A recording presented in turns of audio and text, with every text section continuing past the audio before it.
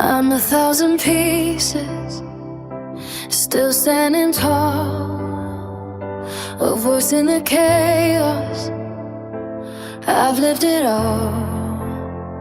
I'm the wife on a murder, a friend in the night, holding a broken, still holding the light. Shells in my pocket, dreams in my hands, building something they don't understand. The crafter of hope from shattered days, finding my strength in a million ways. They don't see the tears fall down in the shower. They don't know the pain behind the power. They only see me when I'm shining bright, not the battles I fight every night.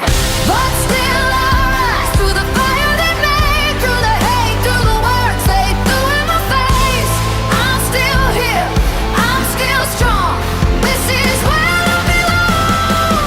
Mommy ramblings in my name. I built this boy full of pain. Every rebel that stayed by my side.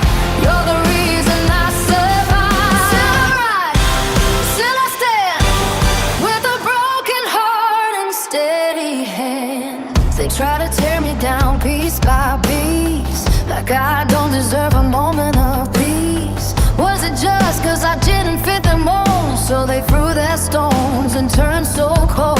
There are things I'll never say out loud, the kind of pain that don't need a crowd. But I carry it deep where the silence lives, and still find a way to give and give. And I smile when I go live like I'm okay, but they don't see the price I'll pay.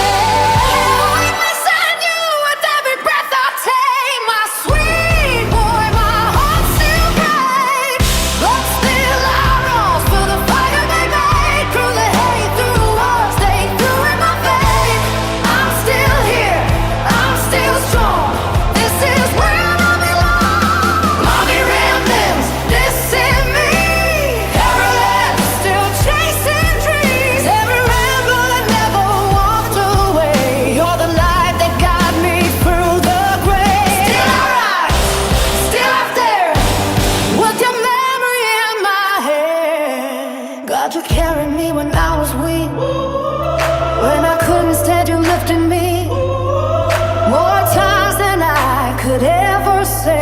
You made a way, you made a way. And I've got dreams that won't let go, a foundation built, some love I know. For my son, for the words he played, I'll turn my loss into something that remains.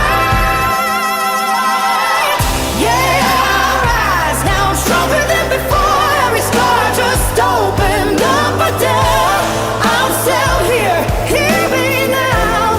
I won't break, I won't bow. Mommy rambling, loud and clear. This is my voice, this is my ear. Every rebel, every heart, you've been with me from the start. Still I rise, still I fight, turning darkness into light. I'm still your mom, and I'll build something beautiful from all this pain.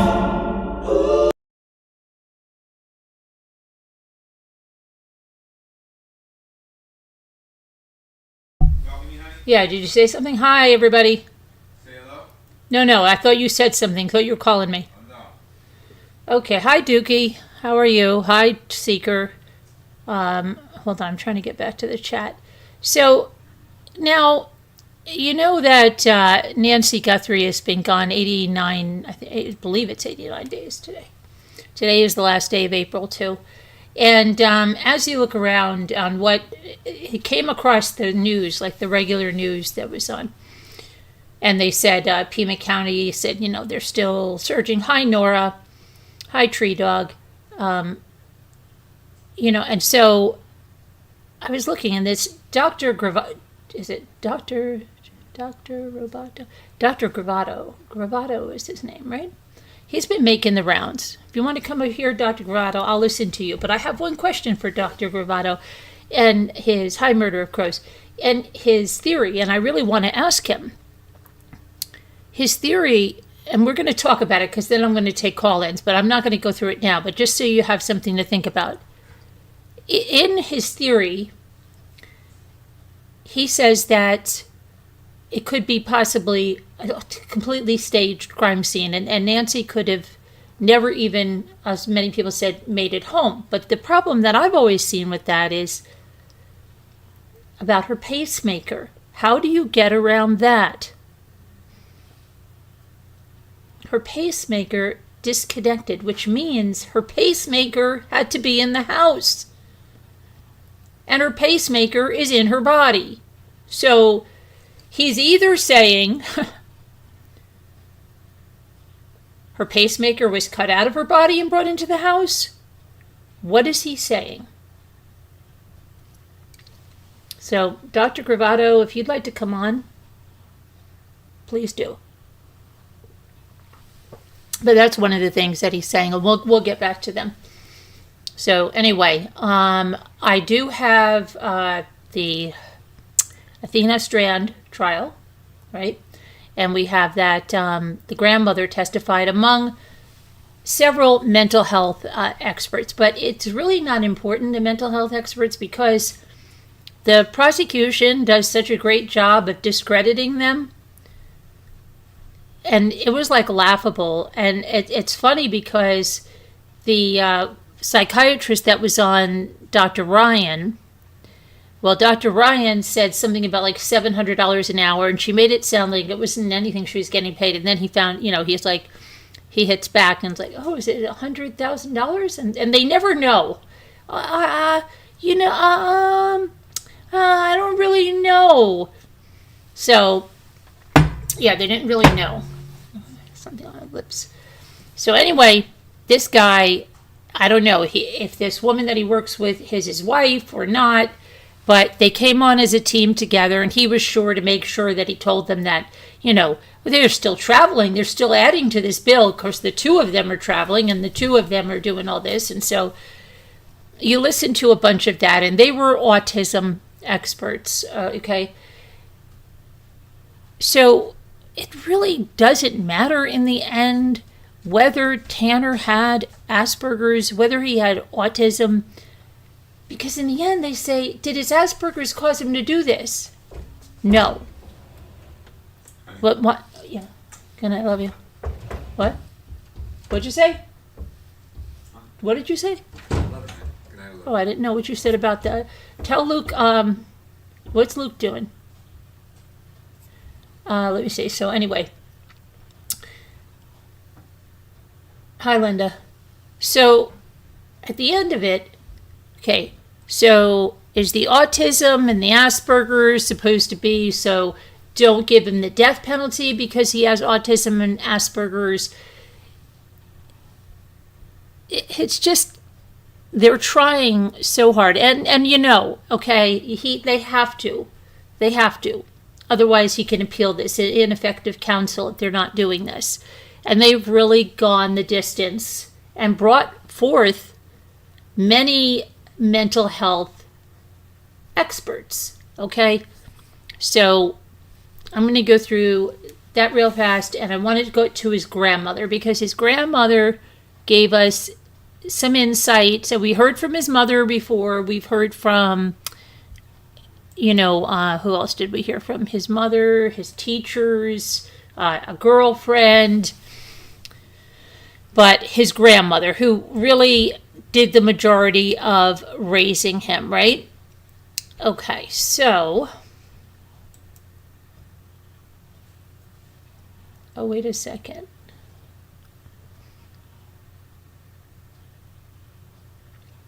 I have to play a song because I just got a PayPal from manager.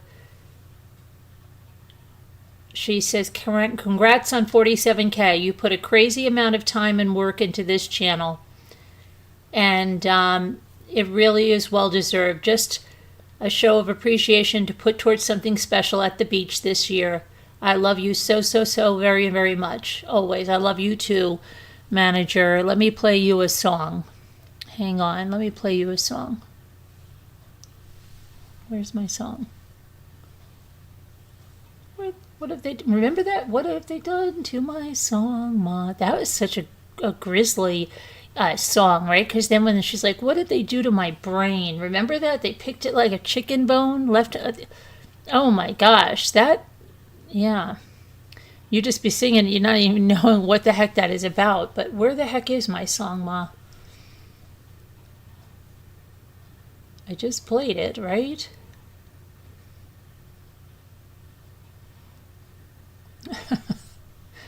This is crazy. I can't find my little icon.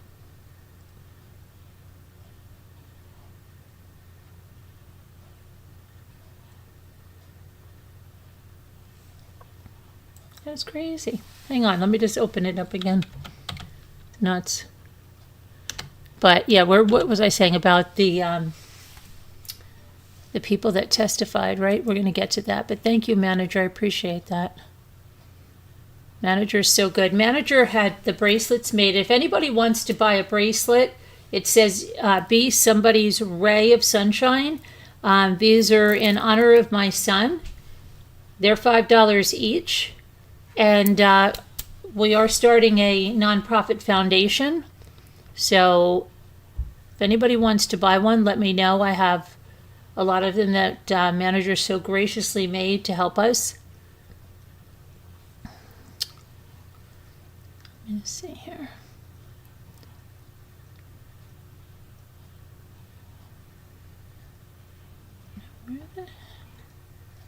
We're looking for the super chat one, right? All right, we're going to give her a super chat one because I guess I should have to have a PayPal one too, right? Thank you very much, Manager. Whoa, super chat, look at you. Sending love, we see it too. Thank you, Rambler, shining bright. Mommy Ramblers up tonight. Lights are glowing, hearts are true. Every word we feel with you. Thank you, Manager. Okay. So now let's go back to where we were.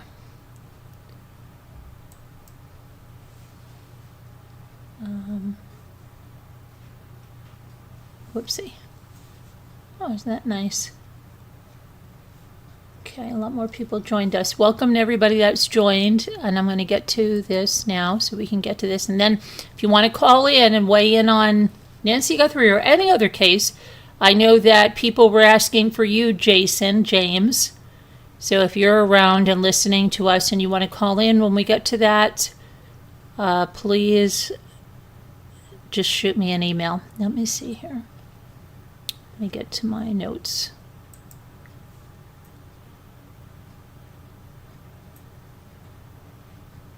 Okay, so the first person was a Dr. sounded like Imhoff. But anyway, he had a BS, James Madison University. They go for crazy with all of his stuff, and it just gets to be too much.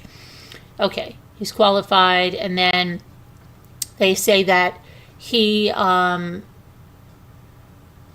spoke to Tanner. He met with Tanner twice for a total of 9.25 hours, 9.25 hours. And he reviewed all records, and he spoke with all collateral witnesses. Not all, with collateral witnesses. He met he met the clinical cut score for autism. Tanner met the score, meaning that he qualified for autism. But then you're going to hear when the prosecution gets up some very interesting stuff. So he says that Tanner's had a lot of significant trauma in his life, flashbacks, high levels of anxiety. He's very vigilant of his surroundings. He experiences anger and frustration in dealing with those high levels of anxiety. Disassociating or checking out are ways that they deal with it. Attention reducing behaviors, because they can act out or reduce things, and they might be to take one's life, and validity scales are related to the TSI test. And then she just passed the witness. And then so the prosecutor's like, okay, the first page of your report, you had Tanner, you say he reviewed documents and he signed some things before you interviewed him? Yes. And he said, did he have any difficulty reading or signing any of that? No, he has an average IQ. Okay. He didn't have a problem understanding it? No. And you took notes during your interview? Yes. And he says, let's clarify. You have about 30 or 40 hours into this? Is that fair? And he says, that's fair, but maybe underestimated. Oh, okay. Yeah, because we have our time going out here. So he's like, yeah. And he's getting apparently $600 an hour. So he says that he goes over 4 tests, but he says the 4 tests that Tanner scored, isn't the information self-reported to you from Tanner? Yes. And isn't his truthfulness his truthfulness is important, right? To make a reliable diagnosis. And we know he hasn't been truthful. So he just like immediately begins shooting holes in all of this stuff, right? Then says, you watched the videos in this case, right? And he says, I believe, 1, 2 interrogations in the abduction video. Okay. And you did that, you felt they were relevant? Yes. So you watched all the videos. And could you tell us what displays his autism in those videos? And he's like, well, there's some indications of the levels of anxiety and the difficulty with change, and he had some stymieing behavior, that's like very, he says like the hand flapping that is associated with autism, but there's other repetitive behaviors. And then he asked about 0, but the doctor said in his opinion, Tanner did not qualify for multiple personality disorder. And you asked him about his substance abuse. And you have a litany of questions that you ask him about, different categories of substances. And the doctor's like, yes. And he's like, okay. So do you remember what she's like, no. Well, then he tells him what page to go to. And he says, okay, you said his cocaine use started at the age of 30 and that he did it once per month or maybe twice per month. Did he tell you he was using cocaine on the day of the offense? No. Now you see, this goes back. See what this guy's doing? This guy's very slick. This goes back to Dr. Ryan, who said, remember, this whole thing happened because he said that Athena saw him snorting cocaine. And then he thought, oh my gosh, I'm going to lose my job. And because he doesn't make good problem-solving things, he's not able to do that, he grabbed Athena and then made it worse. And then he put her in the truck, and now he made it really worse. And it just catastrophized, right?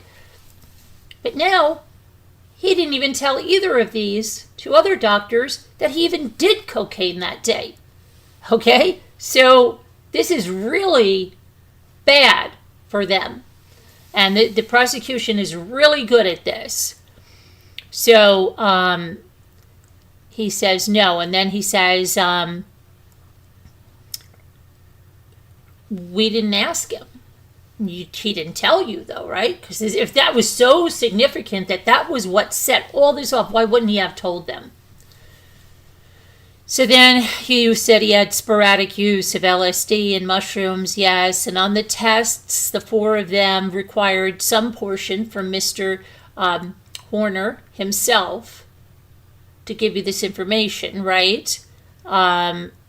He said, yes, all 4 of them required his information. Oh, okay. In this case, sir, you're aware he has a propensity for telling lies? Yes, I'm aware. And you reviewed extensive records and other experts' reports? Yes. At least to his initial story? Right? And if it is untrue, so how can you place anything he is telling you that's true? So, this guy's starting to say, well, his first story that he said about Athena is not true. But now, look, they're trying to show him that this other story, how could that one be true about the cocaine? He doesn't even mention it. So he says, how can you place anything he is telling you in this report is true? And so he says, because one of the tests has over-reporting and under-reporting validity scales in it, and we use collaborating information. Okay. And I just said, he's doing such a good job of discrediting this witness. But then the witness says he believes the tests were valid. And then he talks about his notes. Your notes have a watermark. Your Dr. Spence's don't. He says, well, no, you have to ask her, right? She comes up next. So then the redirect was that the defense said, the school records corroborate your findings, don't they? Don't they talk about diagnoses of autism in those tests? Yes. Okay, so over 25 years they've had that? Yes, okay. Then they dismissed him. Then there's his partner, Dr. Spence, a female, comes up. They go through her characteristics, and they say that Tanner did not receive any specialized services after he graduated high school. And then this psychologist, well, she actually was an English teacher, and then I believe a special education teacher, and then she went back and got her PhD, and then she specialized in helping people with autism and how to adapt, in life. So what she was saying was that after high school, if people with autism do not have services outside of that, once they graduate, they could have a difficult time, adapting, taking those skills and applying them to a new environment that they taught them when they were in high school. And it's very unlikely that they will maintain that on their own. And she referenced the Social Security was referenced.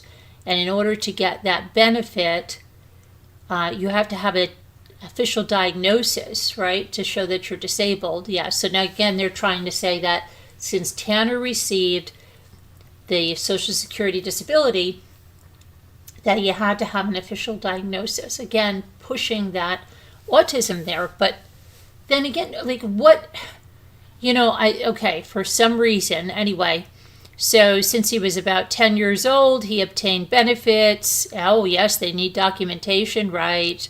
And when Tanner turned 18 and went in for disability determination decision, it's harder than it is for children to get services once they turn 18. She was saying the criteria changes, and he wasn't able to get it after he was 18. He no longer met the criteria. And then the defense attorney said, did that mean he no longer had autism? No. Did you review the report? Yes. She says, you have a 19-year-old who is Tanner at the time, driven to this appointment by his grandmother to the meeting, both parents incarcerated. He was disheveled, it said. It said he was not a good historian, and that they should have asked a caregiver. You would have a better idea of how his ability to take care of things. Okay, did you talk to Tanner about the facts of this case? No, she said. Why not? She said, because we were asked to do an evaluation, and that was not necessary.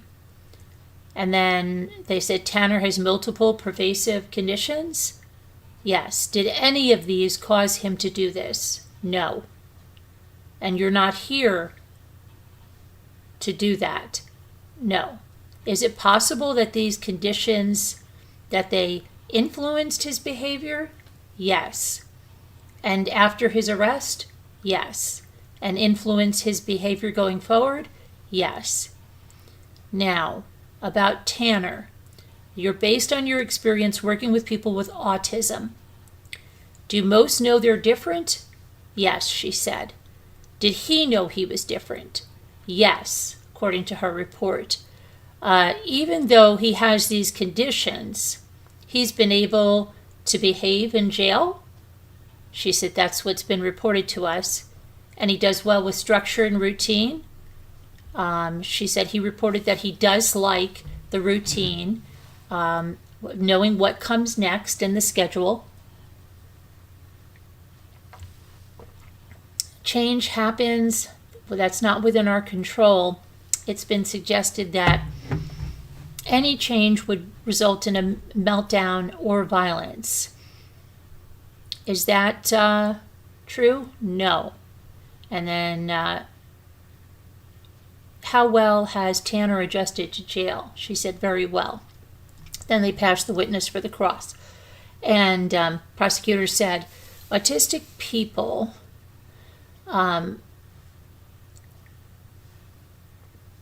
do they generally let me see how he said this. Do they have a propensity for violence? She said, no, they don't have a propensity for violence. And he said, and then she's like, well, some. And he said, that this individual in court today is here because he had a high order of violence and SA against a little girl. Yes, you saw the video. Yes, she says she saw some of the videos. Okay, she said that she saw just after Athena was abducted, and then she read the transcript of the full audio. She did not listen to it. Okay, you will agree Mr. Horner was not truthful in this case? Yes. Did you challenge him? She goes, we didn't ask him anything about the case. But you rely on his information to make this report? Yes. So you don't know that he's telling you the truth? She says, well, we have corroborating information. Do you have your notes in front of you? He says, let's look at the co-cues. You say he told you 1 to 2 times a month. And then he denies he uses crack, but you say he was using hallucinogens, and you say sporadically, but your notes say he took lots of acid. So is your report correct or your notes? So he's really putting it out there. And the defense attorney asked, do you guys prepare separate reports? They said, no, we prepare one report. The two doctors together prepare one report. So then she's like, well, the report is a collaboration, and I didn't write that part of it, so I guess the other doctor just thought it's reflective of his data. Oh, but you were together. So shouldn't your report be the same? We try, she said. So he shot down that whole report between the two of that prosecutor just shut it down. Then he said services, things, the Social Security stuff, services allow him to transition to adult, from high school to adult. But, he didn't get that. But he had the ability to work, and he had inconsistent ability to work. And then he goes, but he held some jobs for a long time. And you say, he'd have an inability to make friends, but he had multiple friends. And he had a pretty extensive social life. And she said, no, she denies that. How many sexual partners did he tell you he had? 30, I believe it was. And then she's like, I don't know. He had a girlfriend? Yes. In addition, he admitted to you from your notes that he partied? Yes. And on top of that, you noted he had additional services to treat sporadic issues throughout his life? Yes. Okay, and you say he had lots of different jobs? Yes. And you attribute that to his autism? Yes. But Some of them, he was fired or he just walked out. Yes. And then others he was able to maintain for up to a year or more. Yes. And then he said, and up until this happened, he was actively operating a FedEx truck. Yes. And that made, he had to use a map. Yes, she said. And he had to communicate with people. Yes. And he had to operate a motor vehicle. And she's like, well, autistic people can drive. And he's like, yes. And he was actively working and making money at the time of this offense. Yes. And he says, well, sounds like everyone else that's living life. Yes. And there's several comments about his ability to be in jail without any issues. Yes. But you know that he's been in segregated custody. And she's like, yes. And then he's like, okay, I passed the witness. And then they did a redirect where she said, the state spoke about his strengths, but when we deal with neurodevelopment disorders, do we focus on strengths or deficits? And she said deficits. The fact that he could do these things, does that mean he's not autistic?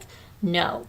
When we look at his deficits, she goes, well, what are they? And she's like, well,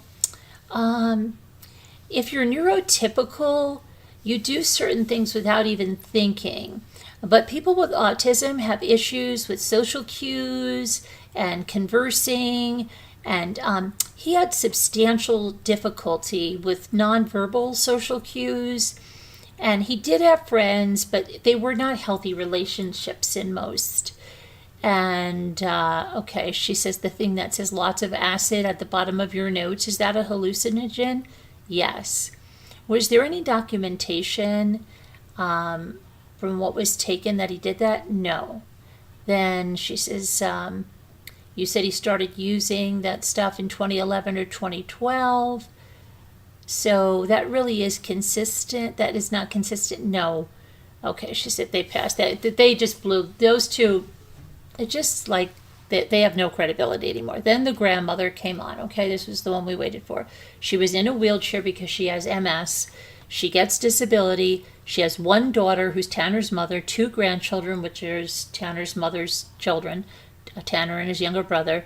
They went through her siblings. They asked her, how did she grow up? She said her father was verbally abusive. He was an alcoholic. He always was an alcoholic. Well, how did he act as an alcoholic? She said he would complain constantly. When he would show up for dinner, he complained about everything. Did he call you names? Yes. Did he do it in front of your family? Yes. Did he do it in front of others? She said, well, he used to put on an act in front of others. Was he physically abusive? She said, more with her brothers. Did you ever see him being abusive to your brothers? Yeah, but then she could barely remember. And then she's like, yeah, a lot of yelling. This one time he hit my brother with a belt because he went to the beach. He wasn't supposed to. Okay. Did you have SA in the home? Yes, she said. Were you the victim? Yes. Without going into who did this to you, how old were you? She's like, very little. How often? Too often. Is any time too often? Yes. How long did it go on for? She said for years. She can't remember. She said she never told her mother, and it was something you didn't talk about, like the alcoholism. Were you the only child being abused? No, her sister was too. Did you ever tell anyone? No. Then she's like, well, we told my mother once at 12 and 13. And what happened? She was mad, said, why didn't you tell me earlier? Did it stop? She said it had stopped by then. Did you ever get counseling for it? Yes. And when you saw the doctor, were you diagnosed with anything? She said depression, PTSD, that is a thing. So you still have issues with this? She says, but she understands it more. Did your siblings suffer from mental illness? Yes. She said, did any of your siblings take their life? Yes. Her sister did, and her youngest brother. 2 out of 6 of them. And what about alcoholism in the siblings? Everyone, she said. Substance abuse? Yes, everyone. How far did you go in school? 10th grade. Why? She was pregnant with Tanner's mother. Okay, did you go back and get your GED? Yes, she said. She had to go get her GED because she wanted to get her barber's license and you needed GED. When did you get your barber's license? In 1976, and she was a barber for 40 years. Why did you stop? She needed benefits, so she went to work at Albertsons. Were you surprised when you found yourself pregnant? Yes. Did you tell your mother? Yes. What was her reaction? Oh, Jacqueline. Was she supportive? She was. Did you consider termination of the pregnancy? Yes. Did you try? Yes. What happened? She said, my mother knew a doctor. And we went to her house. And she was doing a termination on me. And I don't know anything but that I wouldn't be pregnant anymore. She didn't explain anything about this. Was it successful? No.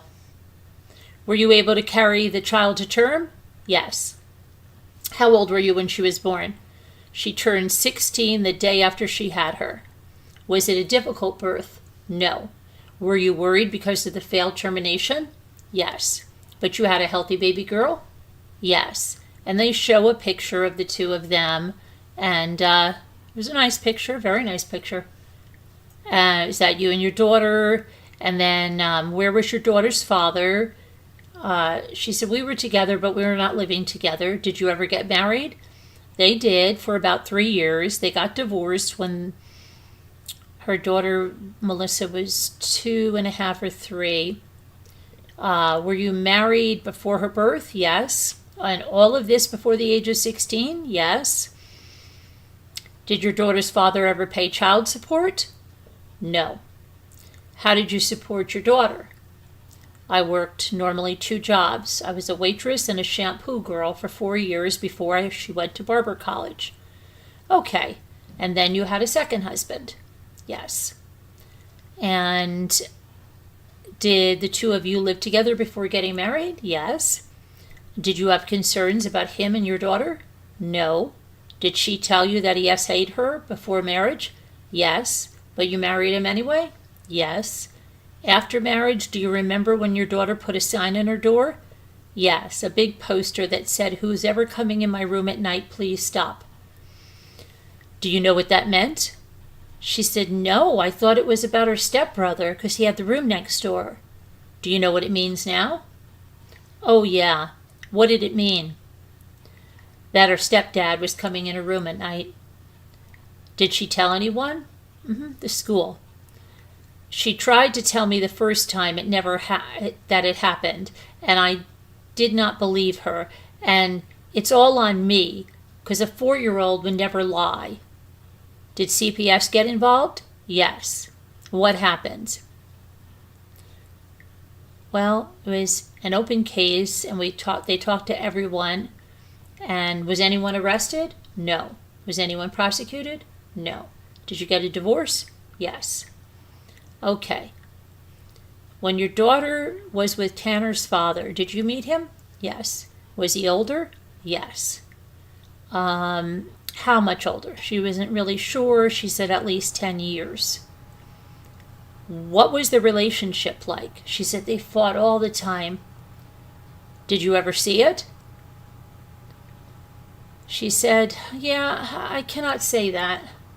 She would tell me. Do you know if he was physically abusive? Yes. Did you ever see her with bruises? And it sounded like she said no because she had so many bruises. Did she get pregnant? Yes. Was that her first pregnancy? Yes. Was she happy becoming a mother? Yes, very excited. She was happy. At the time she became pregnant, was she working? Yes. After she gave birth, did she go back? Yes. How old was Tanner? A year, maybe. When Melissa was working, who watched Tanner? The grandmother did. Where was his father? I don't know. When Tanner was little, how did you feel about having so much responsibility? She said, I was okay. I loved him, his first grandchild. I felt I could do better with him than I was being a mother so young. and they're showing photos, right? She said Tanner's in a rocking chair that her mother made for him. She painted it for him. Then they show another picture of her and Tanner. Did he bring you a lot of joy? Yes. Another photo of him blowing dandelions, and she's talking about, the pictures and when Melissa had gone back to work. And then she said, let's go back to the time before she got pregnant. Was she using drugs? The mother said, I cannot say that I ever saw her doing drugs. You never saw her use drugs? No. Did you ever see her use drugs after Tanner? No. Have you ever seen her under the influence of drugs? Yes. What was that like? Maybe red eyes, she said. How did she behave? She said she was happy. She would come home from work, she would see Tanner, and she'd be as happy as can be. Well, why did that make you think she was on drugs? Because she came home from work. Happy as can be, I don't know. Did she ever OD? Not that I saw. Did she ever require medical attention for her drug use? Yeah, she's been to rehabs. Okay, and then they show her a picture of them at a rehab. And then you say she went to several of them? Yes. Is that more than 4 times? She goes, I don't know, but sounds good. Those photos, those were taken in a rehab facility? Yes. How many times did you visit her in a rehab? Several. You said she struggled with drugs. What kind? I don't know. Just doing them. It's not a good thing, but she had a hard time kicking the habit. Was she using heroin? Yes. Did you recall a time that she took heroin and fell asleep on the toilet? No, she heard something like that, but she doesn't remember. Now, they told this huge story in their thing that this happened, and that Tanner was so affected by this. Now, she doesn't even remember. So they go, you don't remember when Tanner got you and brought you in? No. I heard about it, but I don't remember when it happened. And isn't that something is that something you forget? Did your daughter have mood swings? Yes. Was she paranoid? Yes. When did you notice that? She said probably when she was a lot younger. I would say because she's bipolar, so it started happening early. Oh, your daughter's bipolar? Yes. Did she seek mental health treatment? Yes. How did that work? Oh, they gave her info. She did not like the feel of the meds. Do you love your daughter? Yes. Are these questions hard for you? Yes, she said. Talk about your daughter. Did she ever divorce Tanner's father? No. Did they separate and she get involved with an old man? Yes. Did she have a child with that old man? Yes. How did Tanner react? Oh, he was very excited. Why? He couldn't wait for the baby to be born. And when she had the baby, we were going to go see her. We went to McDonald's first. He was so excited. And we went inside to eat. And then he just threw up all over the place because he was so excited. And I had just spent money on that meal. Why does she think he's so excited and not that he's sick? My first thing would be, oh my gosh, now do you have a stomach virus and you can go around a brand new baby? See how different people think? Okay. How old was he? She said he was 10 years old when the brother was born. And they showed a photo of him and his brother. What do you think about when you see that photo? The innocence, how little they were and how precious. Does it make you happy? Yes, it does. And then they show another one. Is this your daughter and her 2 sons? Yes. How old is Tanner? She said, I think 11, and the little brother's in a high chair? Yes. Okay, let's talk about you. Talk about your marriage to Bill. Your husband, is that your 3rd husband? Yes. Okay. Where was he deployed? Vietnam. He was a tunnel rat. You go in a tunnel, you scope the place out. He didn't like to talk about it. Most would not want to do it. You're going into unknowns. You're looking for booby traps. Yes. Was it dangerous? I think so. So he's retired military. Did he receive benefits? Yes. Would you describe him as a paranoid person? Yes. He was always trying to find something wrong, she said. What do you mean? Said the defense. Well, in daily life, he would just nitpick everything. He was always angry. Would he ever sneak up on people? Oh, yeah, I'm sure he's done that. People love to sneak up on me because I scare so easily. Did he have a bad temper? Yeah, he displayed it. I mean, he did not have much patience. He was always mad about something. And if things didn't go his way, they didn't go anybody's way. He would yell or give the silent treatment for weeks. When Tanner was young, did they move around a lot?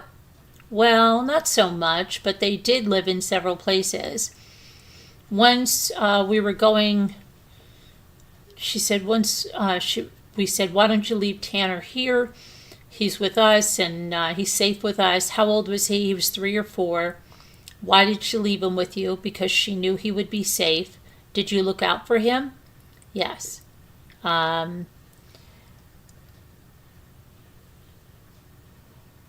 She always wanted him to be okay. Oh, the mother. She didn't trust many people. What kind of things did you do with Tanner? We went to movies, Disney movies, went to parks. We had to plan because he couldn't handle spur-of-the-moment stuff. He had to know days in advance where we were going, what we were going to do. We would go to the zoo. When you said he did not like spur of the moment, what do you mean? She said he would have to have a seed planted about what they were going to do, and then he had to think about it.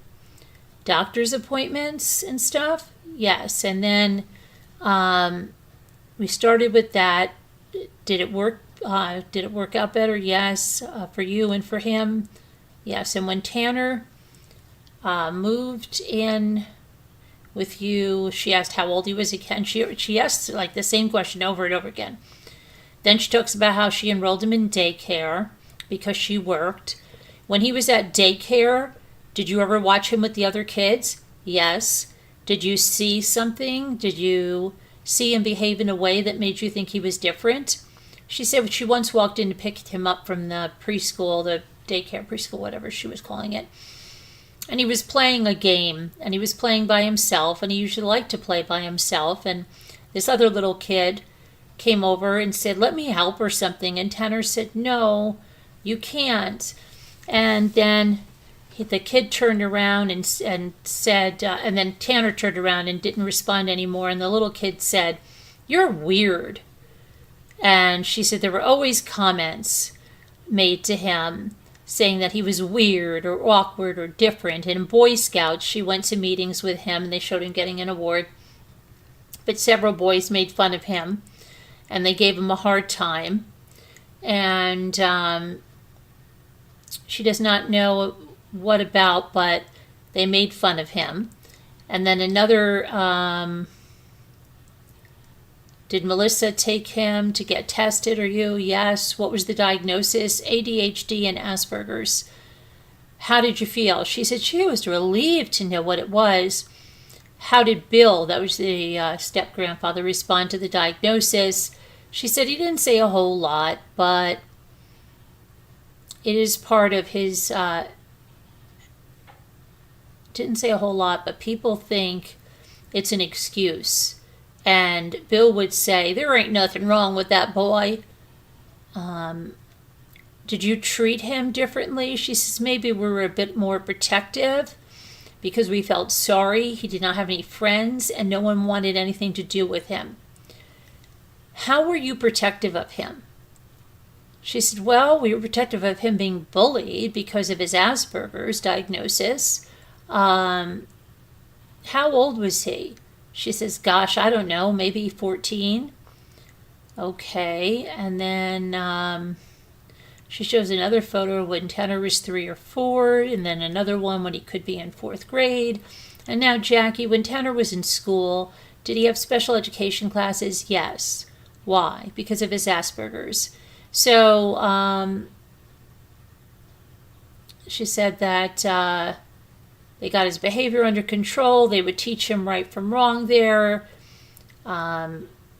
She never understood why he never did really good in school because he was so smart. But they were like a support group, and they always had his back through all the difficulties around the bullies and everything. Did you go to the meetings? Yes. What were they like? They would give us info on how he was doing and how he progressed or didn't. Did he have special services? Yes. There was a special teacher that used to come to the house and take him out to dinner or to a restaurant, to the store, teach them how to interact with people. Did those meetings seem to help? Yeah, they did. No, she didn't come anymore. And they needed to pick up the slack. Were you able to continue? She said, well, we did a little, but we were always big on manners, but we didn't follow through all the way. How did Tanner react when these meetings stopped? I think he missed them. He looked forward to them. They were different than just being with people at home. You told us about Tanner being bullied at school. Is Tanner friendly? Yes. Is he outgoing? Yes. Does he like to talk? Yes. Still? Yes. Did you see him trying to make friends? Yes. Was he able to? There might have been a few, but they kind of backed off because he was awkward. It was awkward for adults.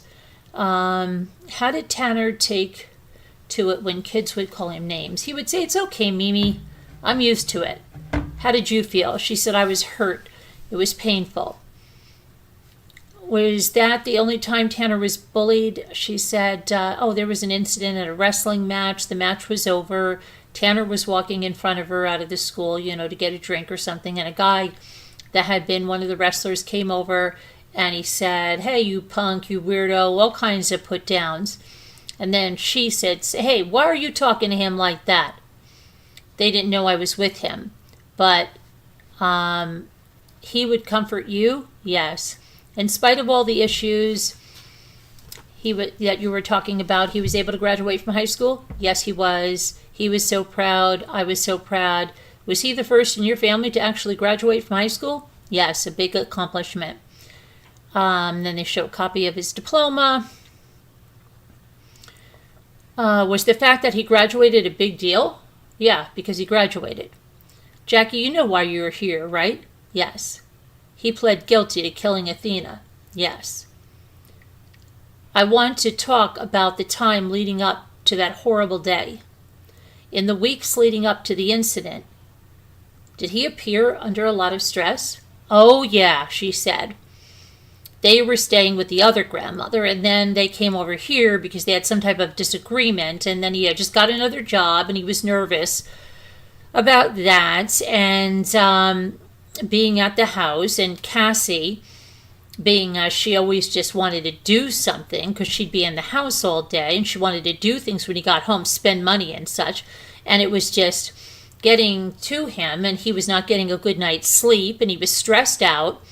And I want to add that he told me he made an appointment with a doctor to get put back on the meds, and I was so proud of him that he was actually maturing, that he figured that out all by himself, and that he could just tell me that he was stressed, and I could tell he was stressed. He was snappy and shaky.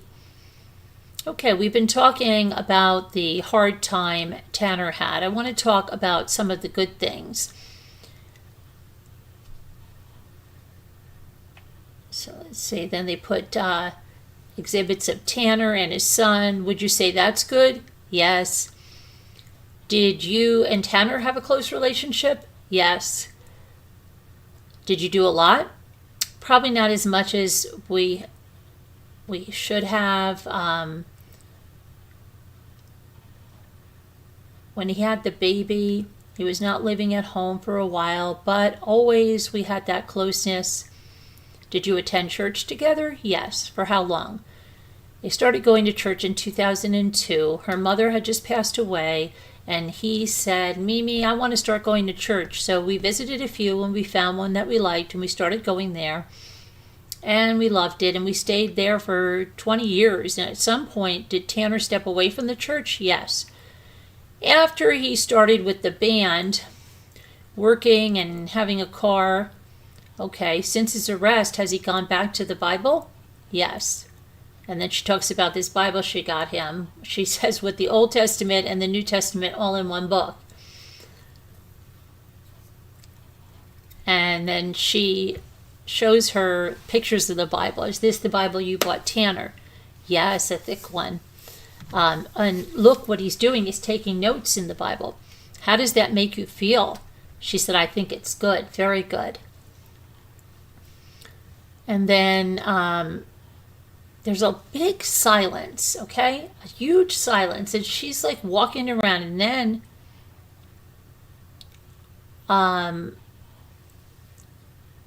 she says, what is the happiest memory of your grandson?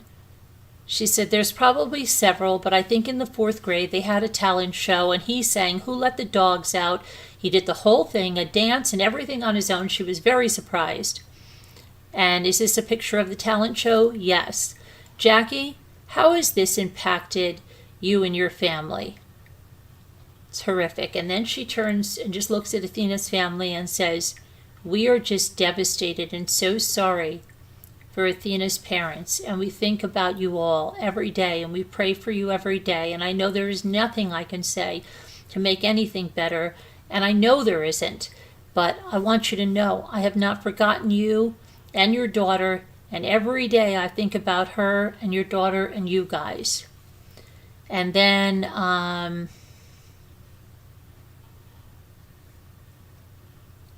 it was a cross-examination, and they asked her about a picture that they had shown, and they said, how old was Tanner in that picture? And he happened to be in his 20s.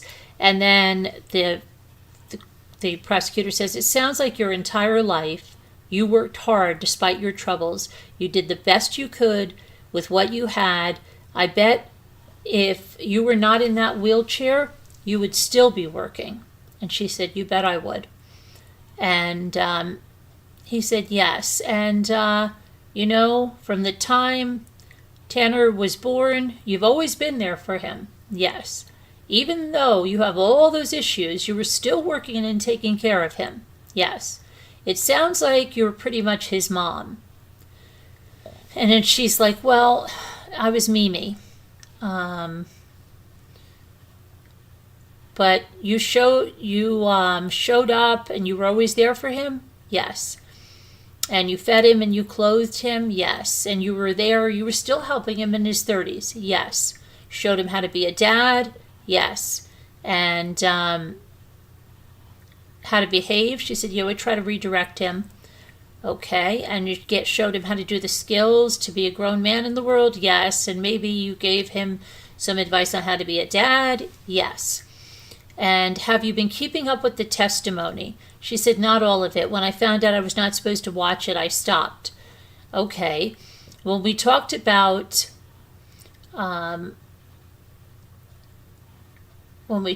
you had not known what Tanner had really done. No.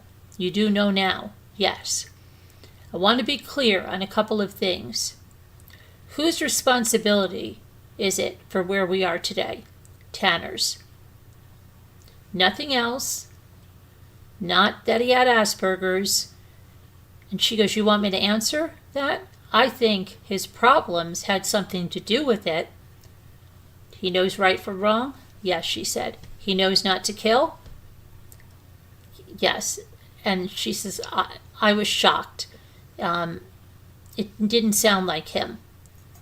And he says, correct me.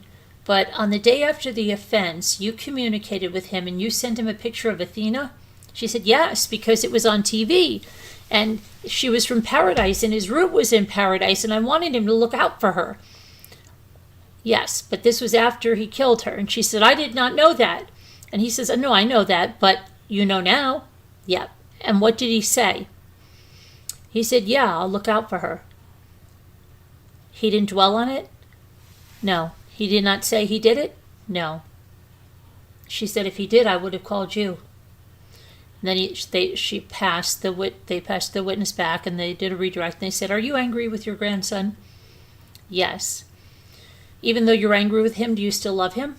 Yes, sure, I still love him. I am very angry and I'm still working through it, but I still love him. and then they were done for the day, and they said, see you Monday. There's no court tomorrow. So let's see who's watching that. So let's see who's watching the Athena trial. And Carolyn, I updated my name.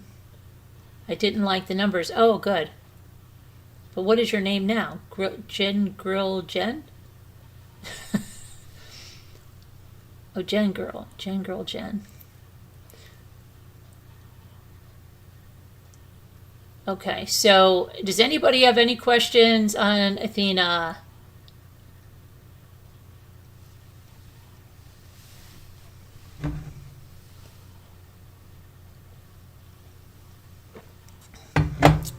It's like Truth Seeker said, it's hard to watch this. Yeah, it's hard, right? But I was talking to Amy's Justice League, who's in the same state that this is going on in, right? So we were talking about this, and she worked in the court systems and stuff, and she'll be coming up on panel to discuss different things in the very near future. So let's go to, I think that's the testimony, and so I don't know how much longer this is going to last. Is it going to wrap up next week or what? But let's go. What was my next thing? See, I got to think back to my thumbnail. It's like I think back to the picture Taylor, and we have Nancy, where we're doing Nancy next. What was the third thing I had? Oh, yes. That family, Biffles, who were killed in a plane crash right before Christmas. Remember, one of their last videos was going to get the Christmas tree in that big car you put the horns on, right? Yeah, well, listen to what was going on there, okay? It was crazy. So let's get a picture of the family here. They were all killed in a crash.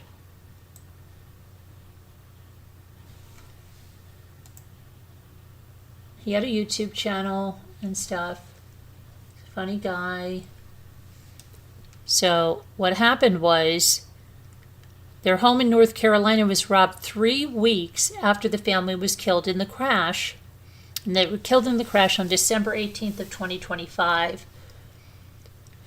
So the police in North Carolina believe that the theft that occurred in January was an inside job, and those in his inner circle conspired to steal his wealth. According to the court documents, multiple conspirators that had access to and intimate knowledge of the Biffles accounts stole hundreds of thousands of dollars. The fraud appears to have been strategic and coordinated against all accounts through multiple states, which resulted in hundreds of thousands of dollars being stolen. Iredell County Sheriff's detective search warrant dated March 10th had that information on it. According to authorities who found multiple accounts of fraud, the suspects had access to the Biffles' social security numbers, their birthdays, their passwords, and other identifying information.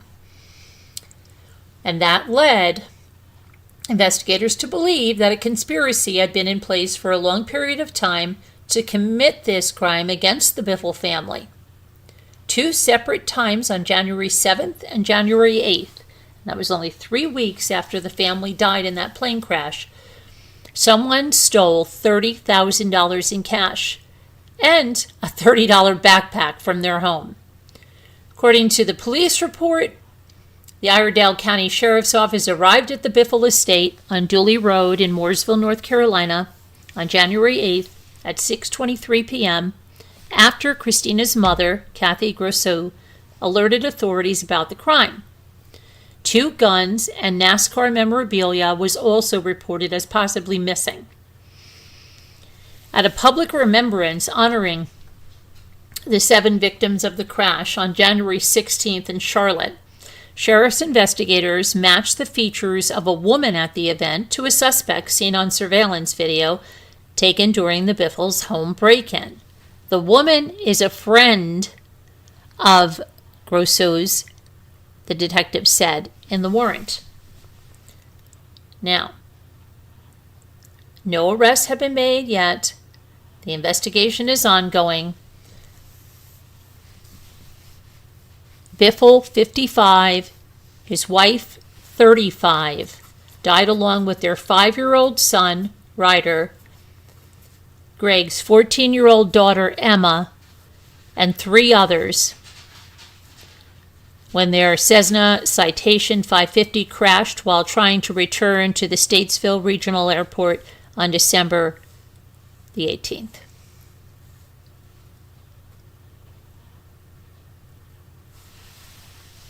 So they were 20 years apart in age, huh? Yeah, okay. So I got that now. Let's see.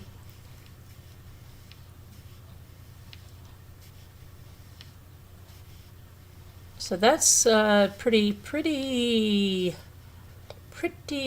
skanky thing to do, right? Pretty skanky. So I'm surprised they said this before they arrested anyone, especially that woman that looked suspicious, unless they're doing that as like a sting or something. I don't know, to try to get her to be, to say, I don't know. That's weird.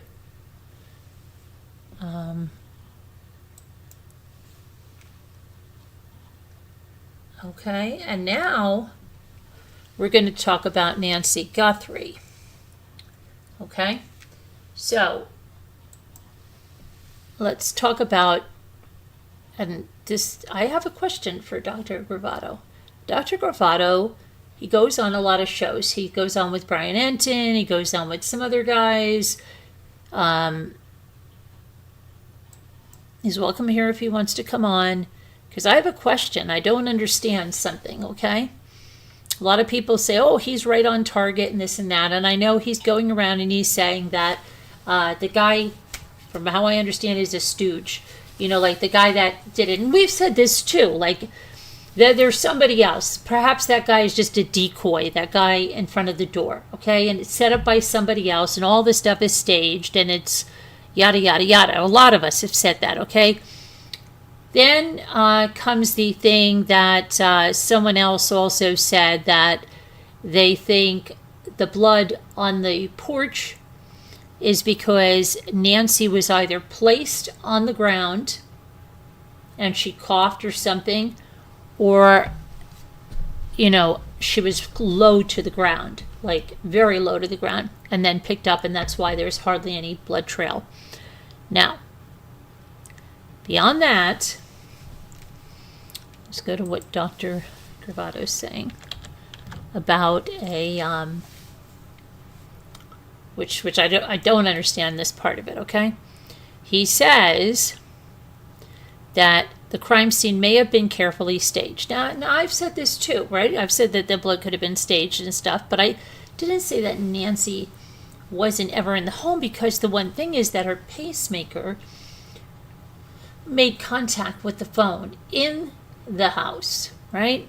So she had to be there, or her pacemaker had to be there. So he is saying that she may have been killed somewhere else entirely. Gary Bricado. What did I say, Gravato? What am I talking about, Mr. Gravato? Yeah, I got the Gary and I put it in Gravato. Oh my gosh, I need some rest. Gary Bricado. He said that it might not have happened, and it might not be where the crime actually happened. And it's entirely possible that she was not actually taken from her house or killed there. It's entirely possible that it happened somewhere else, and somebody staged blood in the front of the house, and the door being opened in the back to give the impression of an abduction, but she was actually killed somewhere else, or whatever fate befell her. I'm sorry to say, somewhere else. Now I want to say to him, what was his name, Mr. Bravado, Dr. Bravado. Dr. Bravado, please tell me, okay, while I can accept that, tell me how her pacemaker was at the house and became disconnected from the app on her phone at 2 something in the morning if she was never at the house. That's what I don't understand. Okay. Ricardo explained that staging details such as blood or entry points could have been orchestrated to confuse law enforcement and create a false narrative about what happened. I get that. I can get on board with that. Okay, I've even said that. He pointed out a grim possibility that the case may not be an abduction at all, of course. And the person responsible may have intentionally framed the situation as a kidnapping instead of a homicide to shift the direction of the investigation from the start. Okay. And he said that there's 2 different scenarios that investigators could be looking at, either an abduction attempt for money that went south. But then a lot of the investigators say if this was going to be an abduction attempt for money, they would not pick an 84-year-old in very, very poor health. It just wouldn't be their target. That is another thing that's circling, okay? Or a situation where somebody wanted to eliminate Nancy Guthrie and to stage the scene to look like a kidnapping. So I get that part. I think whoever did this wasn't looking for a ransom. They were looking to get rid of Nancy for whatever reason. Yeah, I can get on they staged it, but she had to be there for me because the pacemaker. Even more concerning, Ricardo said, the chances that Guthrie is still alive are extremely low. I think we all know that. Noting there's been no signs of life since this. Correct.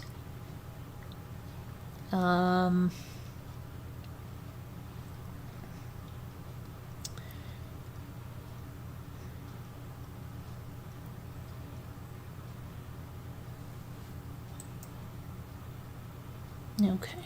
And then we have, but see, he doesn't explain about the pacemaker. So why not?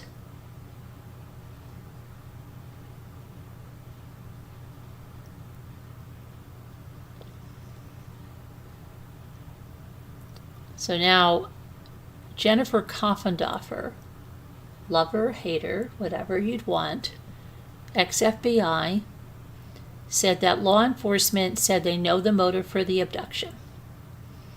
And they've known it from the beginning. She says the abduction was February 1st, the ransom note was February 2nd, the other ransom note to TMZ was February 3rd, and kidnapping for ransom, Nancy sadly died. The kidnappers didn't care and tortured the family with 2 notes, knowing the FBI would not recommend paying a ransom note without a proof of life. She said, like most cases, this one's simple, but everyone wants to make it complex. Occam's razor, even the Guthrie family knows, she says. So what does she know? What do they know? What do they know?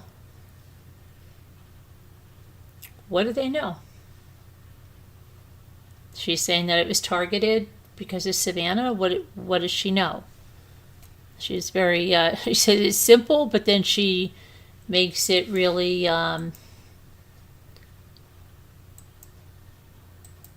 not so simple, right? Okay, let's see here.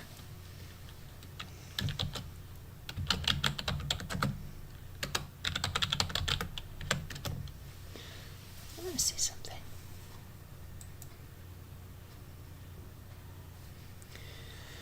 All right.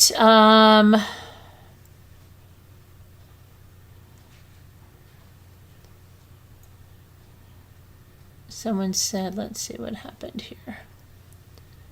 Not all neighbors were fond of Nancy. Nancy was politically outspoken, and for some, values like humanity and doing what's right don't always resonate.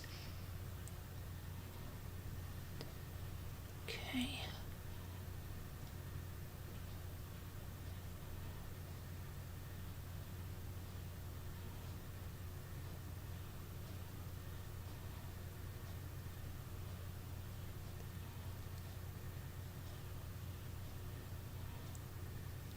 Trying to see what else, if there's anything else.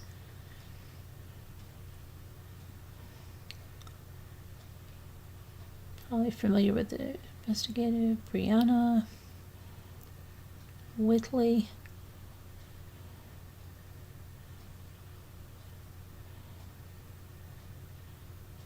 Oh, I guess, I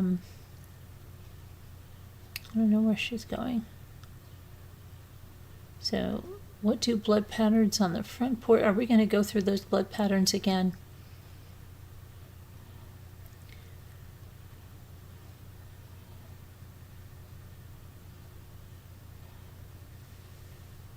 So, yeah, I mean, Doctor, I just would like to know what about, what about the pacemaker? That stands out for me. How could you say that? Now that Derek Kalela, a new trial date has been set for June 23rd, 2026 at the federal courthouse for the California man arrested on suspicion of making a demand for a ransom in the Nancy Guthrie case. Okay, and it's a picture of him walking out of court, and let's see what it's saying here. Something about, let me see, reset for trial. This case is presently set for trial. So it was supposed to be May 5th, and now they have the other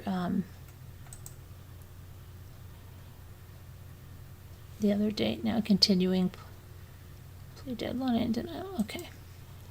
So when did I just say that it's for trial? Did I say June 26th? What did I say? June 23rd.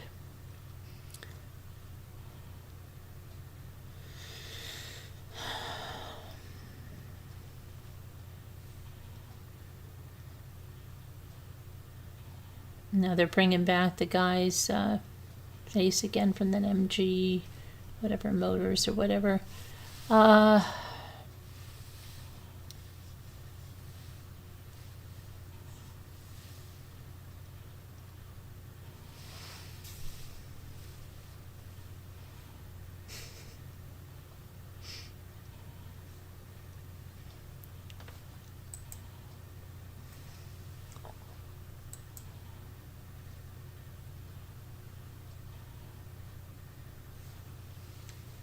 All right, so let me go back to the chat and see what's going on here.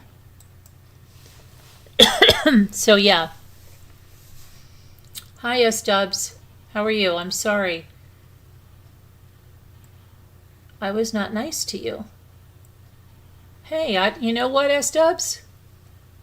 When you signed up and started watching YouTube, I have no memory of you not being nice to me, so welcome. I appreciate you coming in. I appreciate your apology. I'm sorry. I don't remember it, so we're all good. I appreciate the apology, S-Dubs.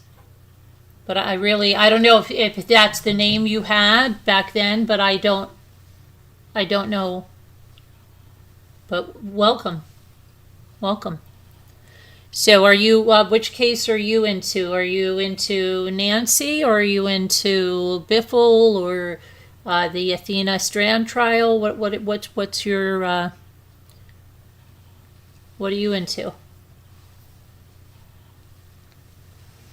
If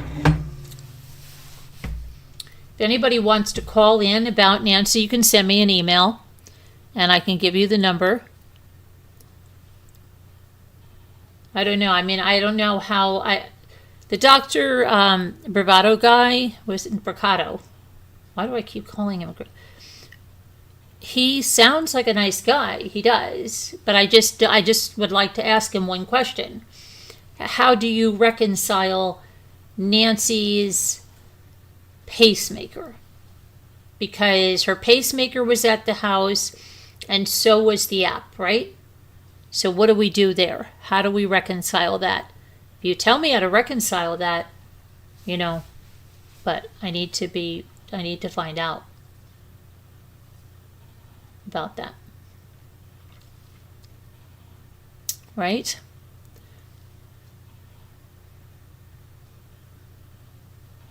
You're from Arizona. Oh, what part of Arizona?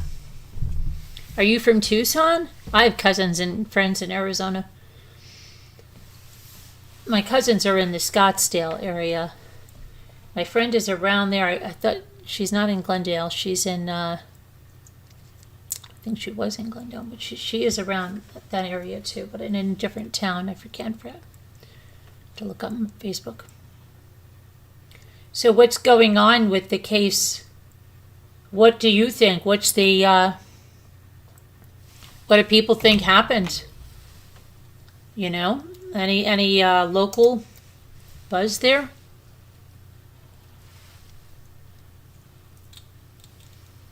Pacemaker lost connection, right? But see, this what I was talking about is this Dr. Bravado. He says that one of his theories is that she was never at the house, and a lot of people have said that. Okay, they said, well, maybe Nancy never went home, and then I keep saying, well, how could she never have gone home? Because her phone and the pacemaker were in the home, and then they disconnected. So I don't know how that happened if she wasn't there, right? Oh, you're in Mesa? Oh, I know people in Mesa too.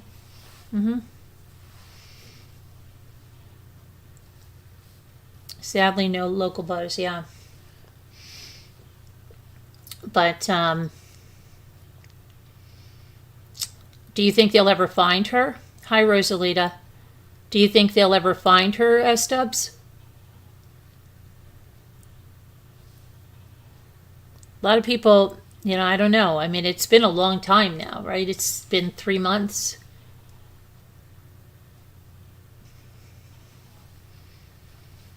It's been 3 months. And so if Dr. Bravado, I wish I could just ask him that question, because he might have a way to just, I'm sure he's had to have thought about it. Because we've had somebody here that kept saying, I don't think she ever went home. How do we know? Well, apparently the FBI says there's a video, or it was the FBI or was it PEMA? Somebody said there's a video of Nancy getting home, okay? That's the one thing. And then we have the pacemaker. So that's 2 things that Nancy made at home. So, I just, Dr. Bravado, I just would love to ask you that, because they say there's a video and we have the disconnection. But I do think it's possible that blood is concentrated there from whoever said that she was either placed on the porch floor and coughed or something, or she was held very low to the floor, and then she was picked up face up and brought out to the vehicle. And they could have placed her down while they were waiting for someone to come with the vehicle, right? But sadly, I don't think she was in very good shape. And I don't think it was a ransom, because they weren't keeping her in good shape. So, Dr. Bravado, I think his name is. Dr. Bracado, I think it is. I should just call him Dr. B or something like that. He's on a couple of shows. He goes on Brian Enton and other things, yeah. Hi, Zigzag. Last day of April. You're still getting snow. I believe it, because, it got cold here again. They said, like in New York City, maybe up to the 80s this coming week. Who knows, right? It's, April is so unpredictable. It's like I never wanted to look at it when we were trying to come out of a winter, because sometimes it would just be so depressing to see that the temperatures were not nice, Not nice. Anyway, so, yeah. Okay, we got a lot of people watching, and if you want to call in, let's know. Let's call in. Terry's not here yet, but she's always wanting Jason to call in. Jason James, if you're around and you want to call in on this, and if you can get Dr. Bricado here, that would be really nice. I just want to ask him a question. Maybe he has a Twitter or something and I can tweet him a question. Well, they don't call it tweeting anymore. It's Xing. I can't stand that X. Why do they have to change it to X? Like when you're on Twitter, you're tweeting. So if you're on X, what are you doing? You're Xing? I'm going to X him something? That's, you know what, that sounds bad. That sounds like slang for ask. I'm going to X him something. I'm going to X something. I don't like that. Hi, K-Love. How are you, K-Love? How you doing? How's it going, K-Love?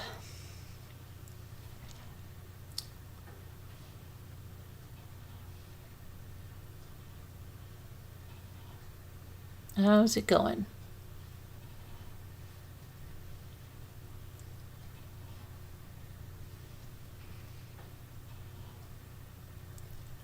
When we can call into and ask Dr. Brew. Okay, well, let's ask him a question. Where can we ask him a question?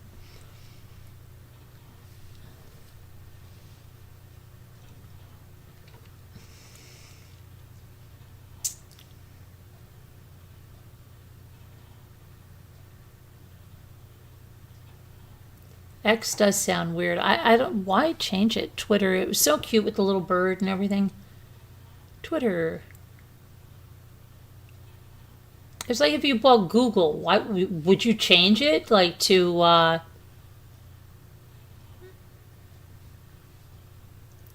letter? Well, duh. Well, duh what, Scooter? What are you dying about, huh? What are you dying about? About X sounding weird or what? Or you're Xing? I don't like that.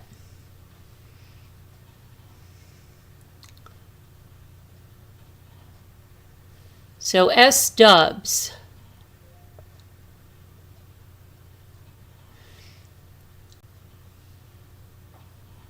Was that your name before in the past? Or is that a new name? Some people get new names.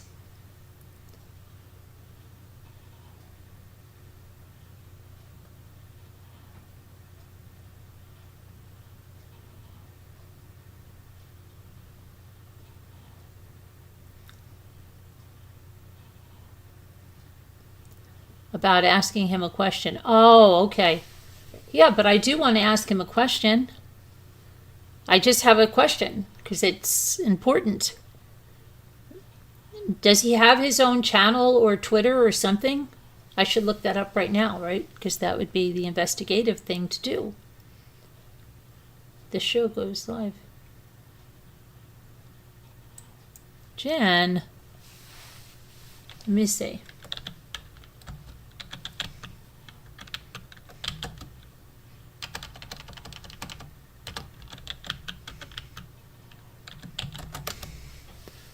Scooter, tell Jen.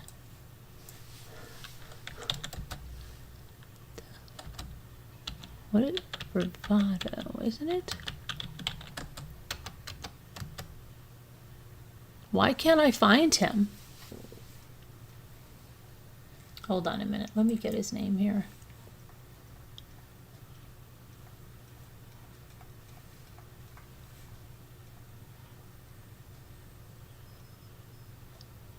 Brucato. Why can't I get this name into my head?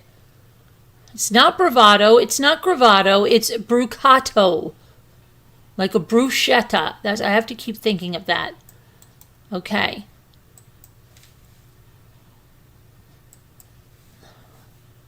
Let me see if he has a Twitter or something, you know. I can ask him something. Okay. So let's see. Do you have a Twitter there, Mr. Brucato? He has. Is he in New York City? He is in New York City. He offers therapy for individuals and couples in New York City, and you can book a free consultation with him today. Maybe I should book a free consultation with him and ask him.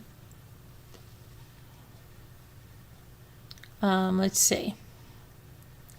Scooter, should you get a free consultation with him as well? He is on social media. Okay. I'll have to ask him.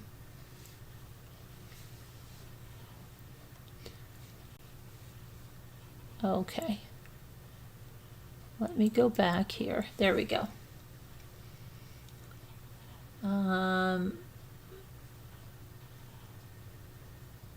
Well, he's not a psychiatrist. Psychiatrist is an MD. He's not a psychiatrist, but he's I think he's a forensic, is he a forensic psychologist or just he's probably a forensic psychologist. He has that, yeah. There's a red, fast spider running wild. Is it dangerous? It's red? It's red? It's a red spider? And Jimmy would be able to tell you, but he's in bed. Sign you up too? Yeah, everybody can get a free consultation. Yeah, he's a forensic. Yeah. Psychologist.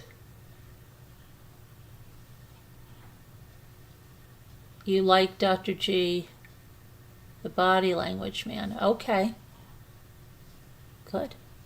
But, yeah, could all get a free consultation with him. I'm just obsessed about this Nancy Guthrie case.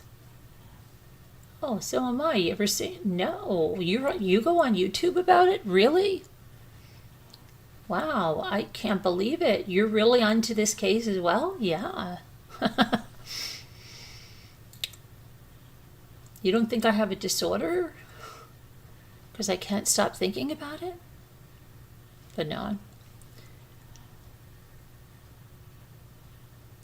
But I just don't know how you would explain the pacemaker. There's a problem.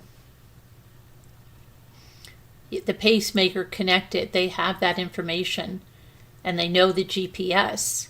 Now, could it be possible? Okay, here's the other thing. Could it be possible, let's just say,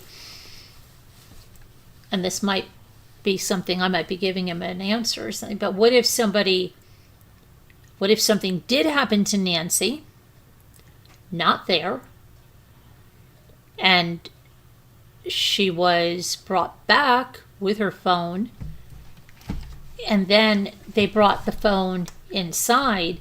Does it give the exact coordinates or anything? They're just going to say it stopped. So both her and the phone could have been brought back to the house, even if she was, in the car, in the trunk of a car. Then the phone left and her taken away. That would also create a disconnection. But I'm not sure. It sounds more plausible to me that she was placed on that floor of that, what they call a porch, on those tiles, or very low to the ground. That sounds more plausible to me.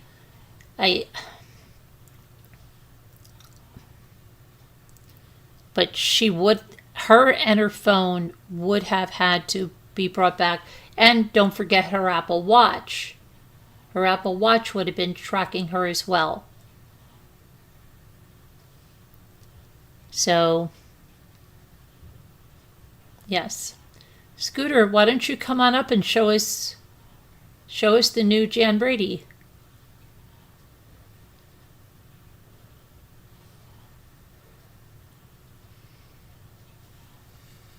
High Speed Drifter, how are you? Did the pacemaker data show an increase in the heartbeat around the time of the incident? Well, some are saying that there was a spike, and some are saying that that's not true and that's been just put out there. But yeah, sure, Jan. Yeah. Scooter, why don't you call in and show us the new Jan Brady?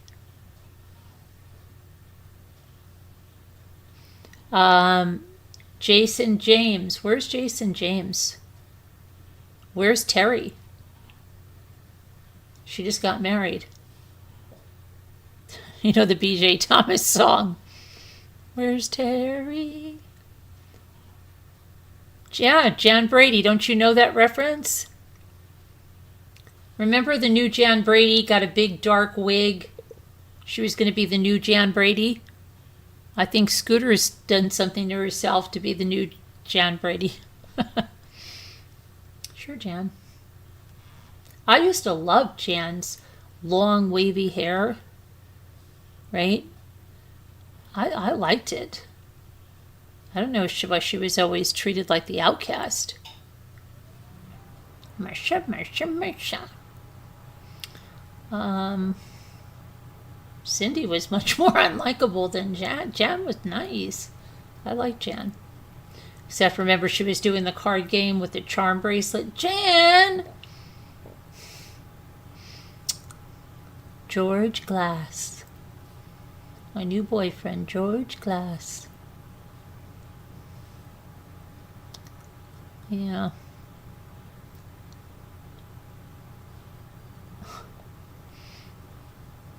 Such an odd show. One of my favorite ones was when they had those friends that adopted those 3 boys, right? I love that one. I think they tried to do a spin-off. I think, about that. But I don't think it ever worked. But there is a guy in Utah, okay? Did you know this? He killed his wife. After she put their child to bed, he killed his wife. And then, S-Dub says a pacemaker regulates the pace. There should not be a change without it registering. Yeah, well, there's a disconnection. It does say it disconnected. So I do believe 100% she was at the house. I don't think anything happened outside the house. Sorry, what was the guy's name? Bricado? Yeah, like bruschetta. But I just think, I don't know, I think somebody wanted Nancy out of the way. I think Nancy was there was something, it was personal. And like I said, it could be from anything. It could have been something in the community, something even from years ago that someone couldn't let go. Look at that dentist that killed his wife 9 years after a divorce. 9 years after she remarried and had 2 kids. He didn't flip out when she left him, when she got remarried, when she had 1 baby, when she had 2 babies, but he came and killed her after all that. That's odd. That's hanging on to something, long time. So, yeah.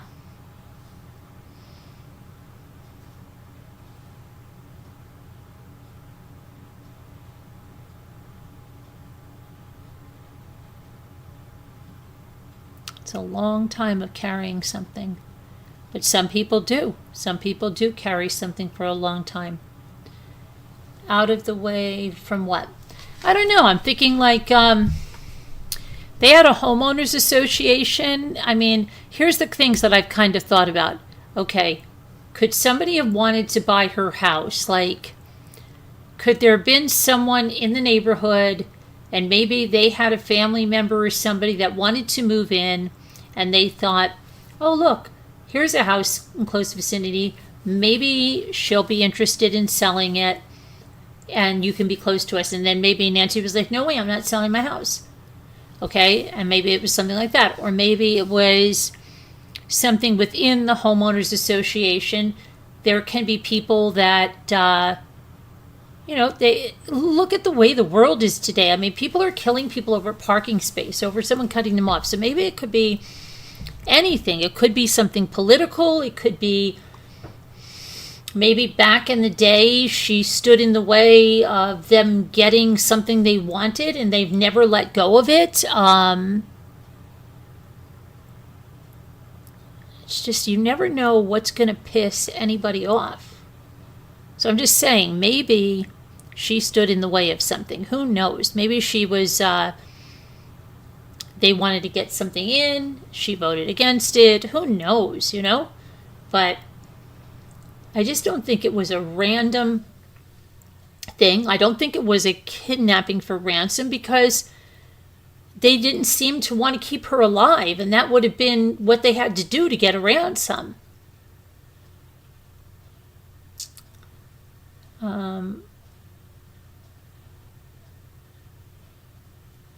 To Scooter, the work on forgiveness our whole lives, but we should keep trying. We can forgive in stages. Forgiveness helps the forgiver. Well, yeah, forgiveness is all about the person that does the forgiving, even if that other person stays rotten to the core, because, you know, what do they say? It's like drinking poison and waiting for another person to die. You don't want that hate inside of you. I would like to think it's not worth murder, but lately the world is full of hate, so who knows? I know. You've got to really, I mean, people are killing each other for all kinds of things. It's ridiculous. That guy took my parking space, so I killed him. Right? I wanted to get a divorce, but I just killed her. And look at the guy from American Idol. He was a freaking preacher or youth minister. He freaking killed his wife and then pretended it was a home invasion. And he was locked up 2 days later. Look at Chris Watts. Look at, you could go down the list of all of them. The guy that worked for Joyce Myers, that Chris Coleman, right? He did away with his entire family. He's working with Joyce Meyer. You know, it's like, what's not happening here? Like, something's missing. And I don't know what it is, but it's getting worse. It really is. Someone pushed someone in New York City onto the tracks. They got up, they kicked him down again. Thankfully, the guy got up, and I think he's going to be okay. Another guy lit himself on fire or something to explode his whole house in New York. What else? There's just like one thing I've told you. The guy in Utah that killed his wife after she put their child to bed. The one in Pennsylvania the other day, she wanted to go out to a bar. Her boyfriend of 3 years came home and said, "Hey, honey, I brought home chicken drumsticks and these spices, and I'm going to make this in the air fryer." Right? And she's like, "What do you mean you're going to make that in the air fryer? We're going out." And she stabbed him one time, boom, in the chest. He died. And then when they were taking her to the police station, she was saying, "Oh, well, if his parents didn't hate me already, they're sure going to hate me now." People are just, they have absolutely no problem solving skills. They resort to killing someone. It's like, oh, let me see what I'll do about that. I said to somebody, they need, remember those, I used to have nightmares about them, the language skills workbook. And I think I had nightmares about them because sometimes they were so redundant and they seemed so easy, but they were like just so much. The map skills, I hated that one. But the language skills, they were easy for me, but it was just like so ridiculous. They'd say, pick the right sentence, right? Sally learned Peter to ride his bike. Sally taught Peter to ride his bike. You know, and then you had to do the circle. I said, they need those books for people now. Like, someone pulls into a parking space you were going to pull into. You, A, beep your horn, give them the finger, drive away and find another parking space. You, just drive away and find another parking space.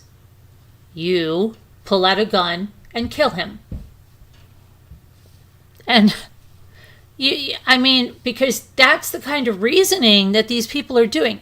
Someone cuts you off on the highway, you beep at them, you don't beep at them, you ignore them, you pull a gun, and you just start randomly firing into their car.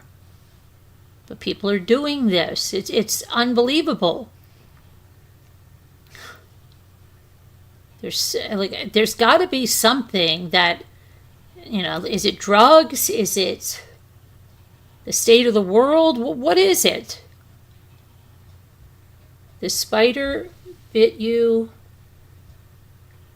and now my arm and elbow is huge. Oh, stop it, Scooter. You're not being serious. It's the little brown spider you have to be afraid of that looks like he has a violin on his back. That's the one that's really dangerous. That's the brown recluse.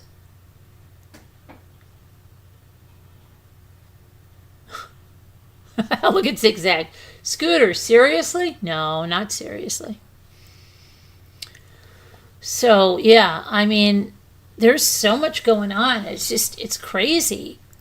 It is crazy. It's a crazy, messed up world, and people are just, they're not coping well. There's not good coping. Was it COVID? Was it the pandemic? What was it?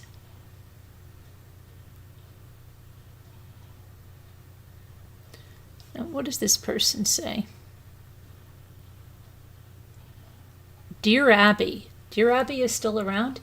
This person says, I have been married for 38 years. We have 3 adult children and 4 grandchildren. I have always wondered whether I have stayed in my marriage out of obligation or because I got a young woman pregnant. I have on many occasions asked myself if I should have ended it and continued on with my life after the first child was born. This is the husband, obviously. I have tolerated the lifestyle I created and would like some advice from someone who has heard who has heard about a lot of circumstances, and he signed it Unsettled in New Jersey. Dear Unsettled, divorce at this point will disrupt the family unit you've created and nurtured all these years. Would it be worth the pain and expense involved? Once you have your freedom, what do you plan to do with it? Some discussions with a licensed counselor may help you gain perspective. Compiling a list of reasons why you should stay married and all of your reasons for wanting out would be helpful too. Set it aside for a few days and review it, and it may give you some insight. No one's life is perfect, but if you are truly unhappy, it should never be too late to make a change.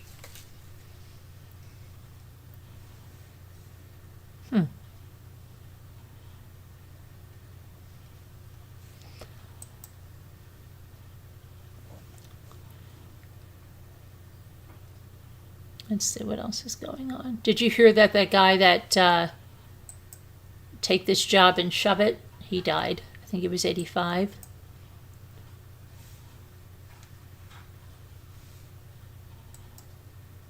Take this job and shove it.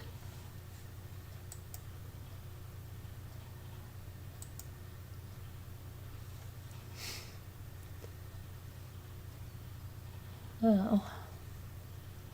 What happened there? A little...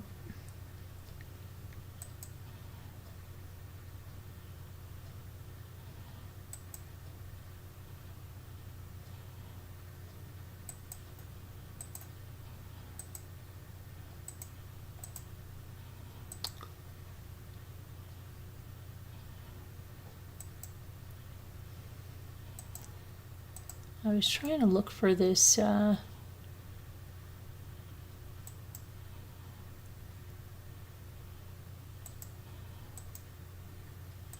This is not what I'm looking for.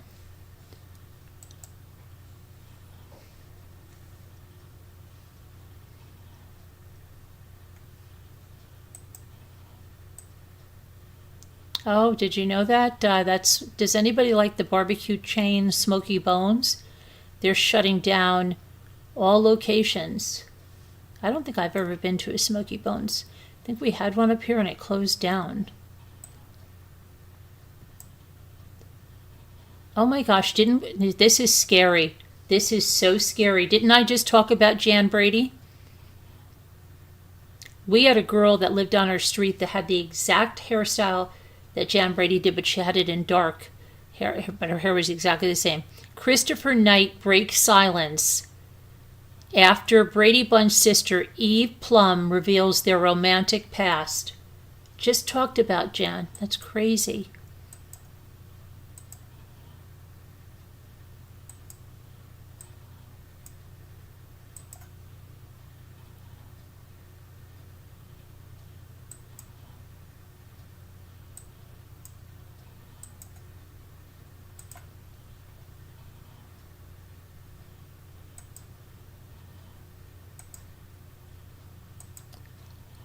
Oh, they said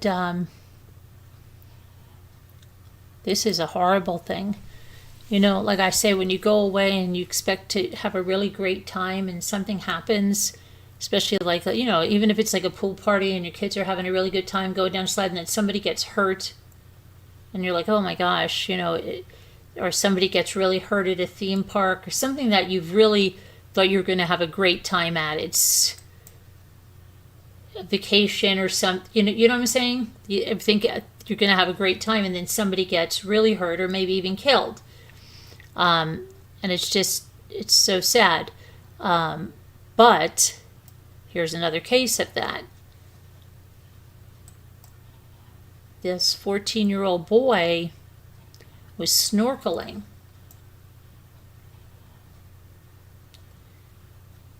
Let's see if that's going to come up. There we go.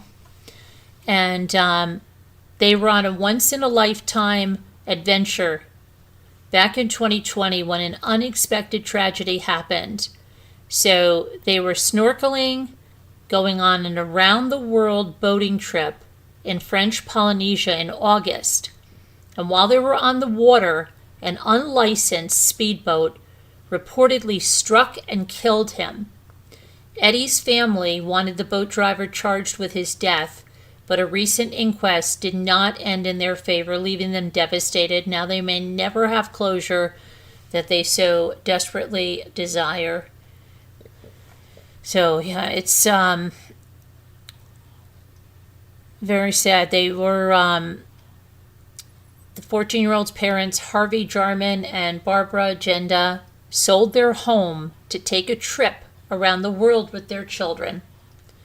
And then on August 9th of 2020, while docked at a bay in the island of Moorea, Eddie decided to go snorkeling. His parents said that even though he was snorkeling away from the yacht, his orange snorkel with the red tip was visible to the boaters, but apparently that wasn't the case for everyone.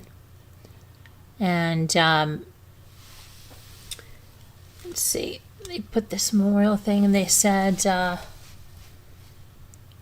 his mother had posted a year after his death and said, incredibly, a year has almost passed since Eddie's accident on the 9th of August. It has been the hardest year we have had to live through, notwithstanding the challenges of the pandemic.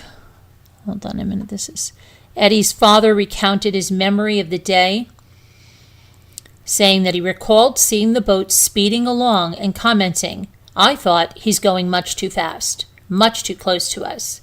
The boat was practically skimming above the surface of the water.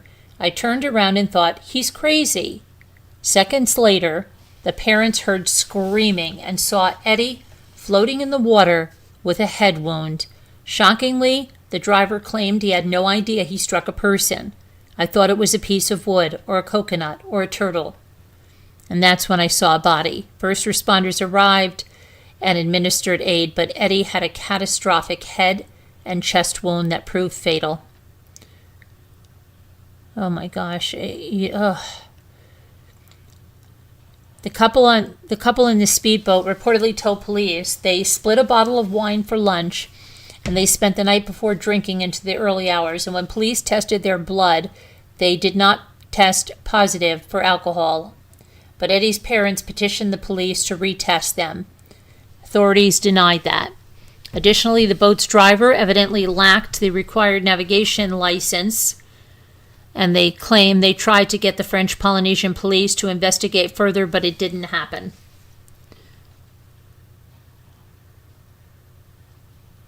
Let's see. The coroner determined that Eddie died from unsurvivable hemorrhage, shock, and ruptured spleen. Unfortunately for his family, the case did not meet the standard for gross negligence manslaughter. The conclusion, exhausted Eddie's family spent years fighting for their son. For many, the justice system doesn't always seem just. But if the evidence doesn't meet the standards, a court can't convict a person based on emotion. And although it's unclear whether the driver offered any apology to the family, an acknowledgement might bring them some peace. Nothing will bring Eddie back, but admission of regret could bring some closure. That's terrible.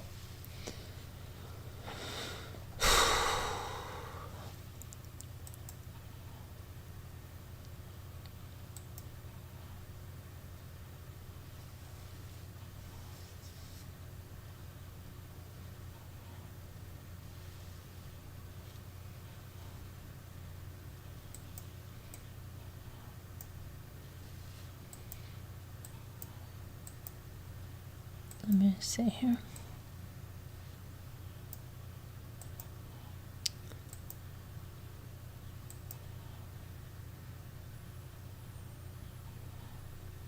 Oh, somebody's saying, listen to this one. Somebody's claiming this about Nancy Guthrie. I don't know who this is. Let me see.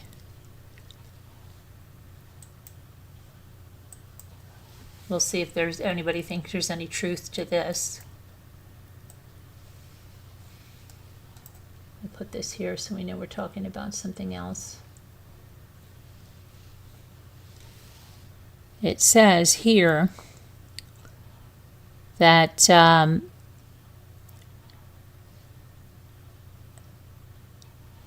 what is a self-styled investigator? Does anybody know what a self-styled investigator is? What is a self-styled investigator? I've never heard of a self-styled. Does that mean they have made themselves? They have started just to call themselves an investigator? What is that? Because apparently a self-styled investigator made a shocking revelation. Authorized investigative team, while they continue to make efforts to trace the lead in the case, the independent investigator, but what are the independent investigator's credentials? That Nancy's daughter Annie had asked her mother for a loan before she disappeared. Where's the proof of this in self-styled? Nancy was reported missing, we know that, February 1st. Where do they get this? Oh, guess who this is? This is somebody with 3 initials. Okay, now I thought they called themselves a journalist. Now they're called a self-styled investigator? Well, that self-styled investigator apparently made a bombshell claim about Annie. He had been told that Annie had asked Nancy for a loan before Nancy vanished. Okay. Oh boy. And then shared a picture of the two and said, someone plans to move into Nancy Guthrie's home. Who could it be? Really? Where are you getting this from? Self-styled. He did not name his source nor provide any other proof. Okay. All right. Yeah, okay. Alrighty then. Self-styled. Okay. That's what you could call yourself, Scooter. Self-styled investigator.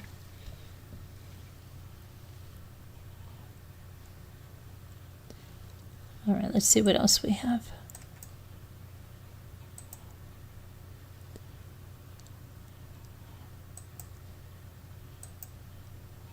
Spring cold front will bring strong storms to Houston Friday.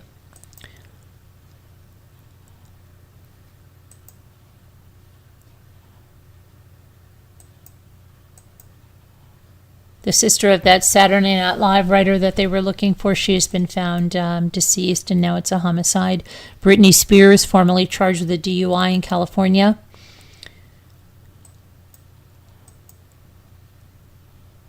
That Mormon, isn't that the Mormon wives, Taylor, Frankie, Paul, and Dakota Morgan, what is it,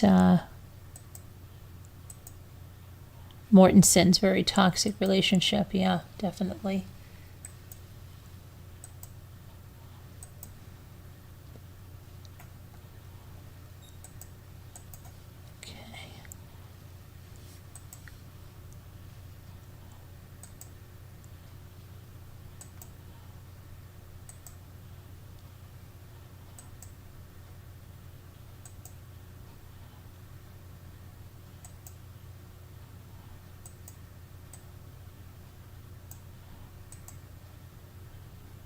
Why am I getting all of these Dear Abby things in my feed here?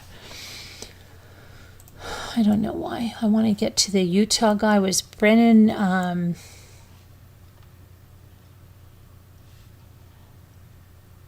what's his name?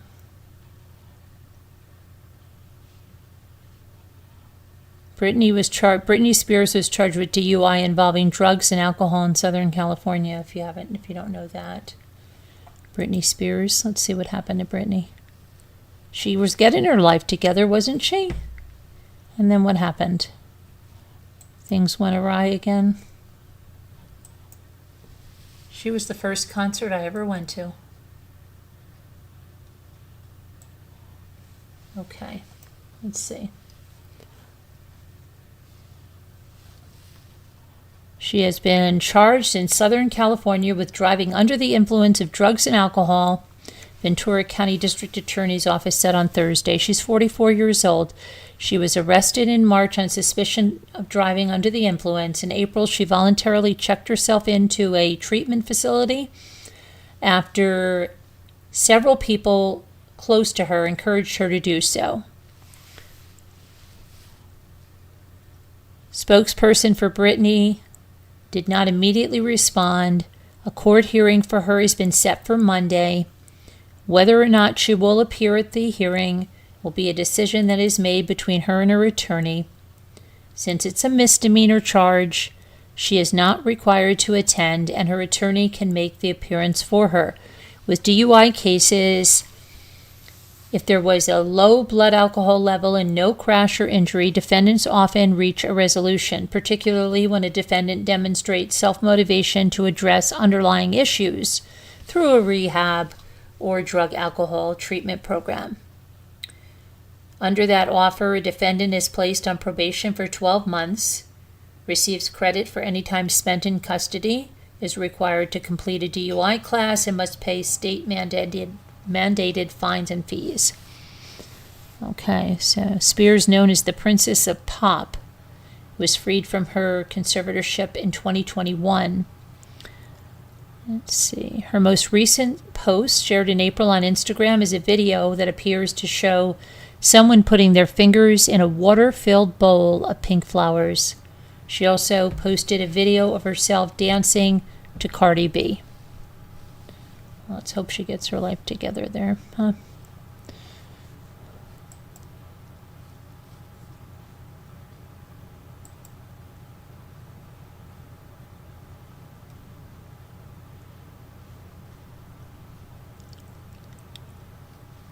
Let's see what else we have.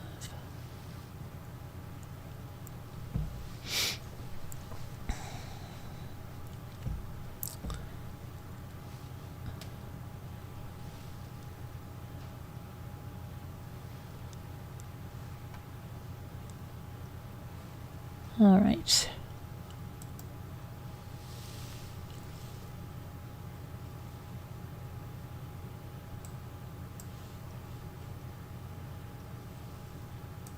Hang on, I'm trying to get to this. Let me see if I have it over here because I put his name in here. About this guy in Utah.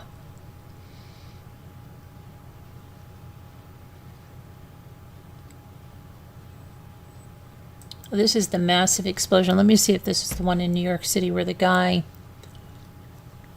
set himself on fire. They have a massive fiery explosion at a house in Queens, and it sent several New York City police officers flying through the air Thursday morning. 8 officers were treated for minor injuries, including burns and at least 1 head laceration. Police body camera video of the explosion shows the officers about to enter a small home in Queens before 3 a.m. and just as one starts to open the door, a huge blast erupts, blowing out the windows, knocking the officers back across a yard and into a gate. The officers can then be seen scrambling to recover through debris as smoke billows out of the house, checking on each other to see if anyone had been hurt.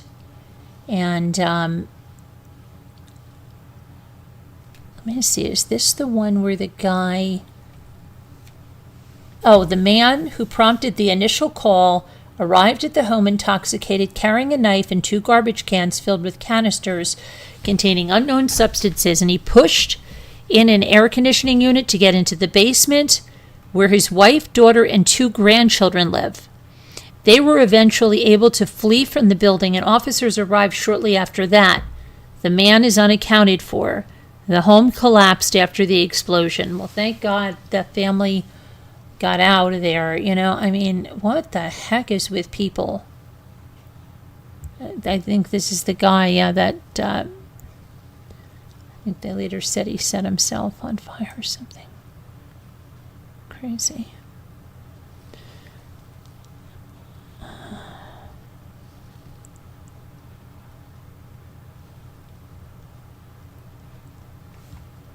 Let's see.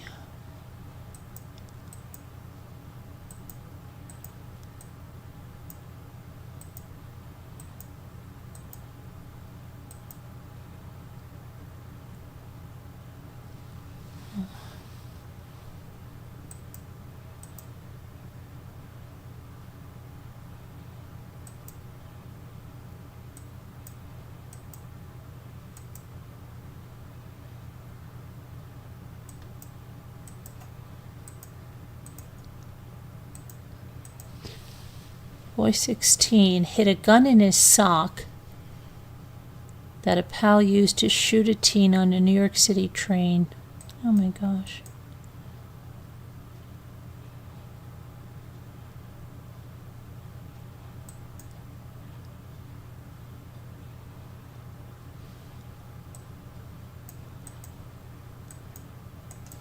Okay, let me see here. Hold on, I'm going to come back to the chat. I'm sorry. I got it's my ADHD just getting the better of me. All right, so let's see what happened. Self-styled. Yeah, did you hear who the self-styled? What happened to high speed? Why the role of high speed's why is high speed retracting everything? What's going on with high speed?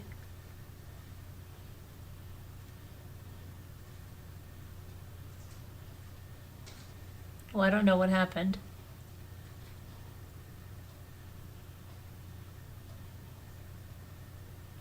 I deleted my comment to keep you safe. I don't even know what happened, but I hope everything is good. Because I wasn't in here, so. But anyway, let me look about that guy in Utah. The Utah man that killed his wife after she put their kid to bed.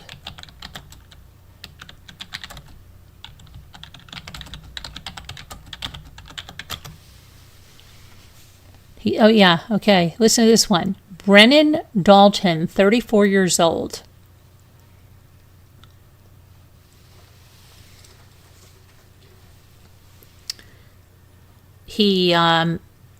Wow, okay. He told the police he freaked out, strangled his wife after putting their kid to bed.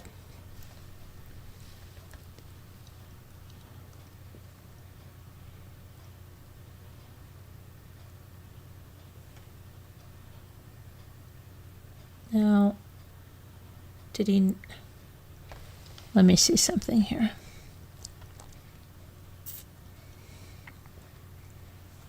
He's charged with murder after police alleged he strangled his wife following an argument that arose after they put their 7-year-old daughter to bed. Oh, wow. The incident occurred in Lehi, Utah, Wednesday, April 29th at around 2:15 a.m. Dalton allegedly called 911 to report he freaked out and strangled his wife. He said his wife was barely breathing at the time of the call. Let's try to get a local station here and see.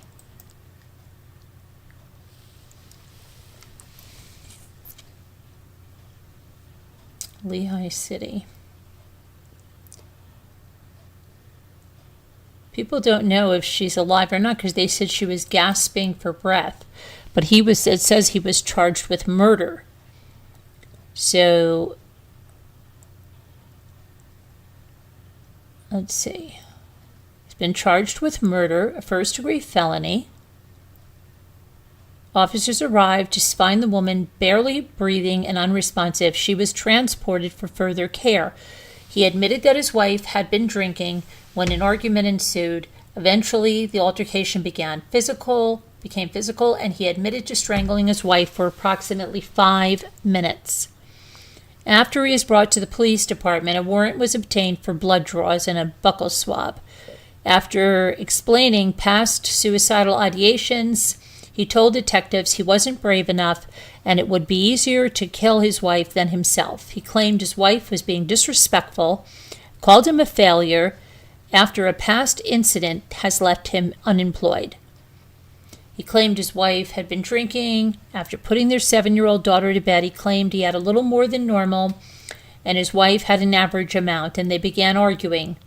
She told him to sleep on the couch, refused him a blanket, and said she didn't want him to be warm and comfortable. And at some point, she sat on Dalton and tried pulling his hoodie off, to which he responded that he snapped and wrapped his hands around her throat so suddenly she was too stunned to fight back, which surprised him. He said he's been thinking of strangling her for weeks, and this was the tipping point.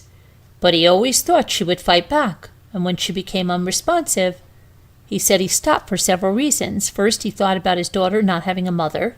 Second, he mentioned he thought that she had died due to the purple color. When he let go, she started gasping for air but was unresponsive. He told authorities he kept apologizing to her and told her that he would call 911.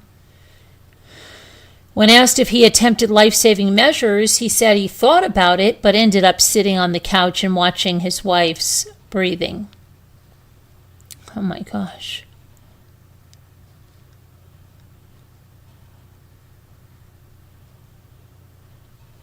Upon further investigation, police discovered browser history searches like, can someone die from their nose and mouth being covered?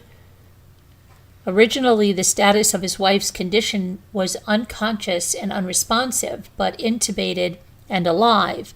Eventually, she slightly came to and responded to her name. What? But then how was he charged for murder? This is crazy. According to Lehigh police, she is now alert and responding to treatment, but the extent of her injuries is unknown.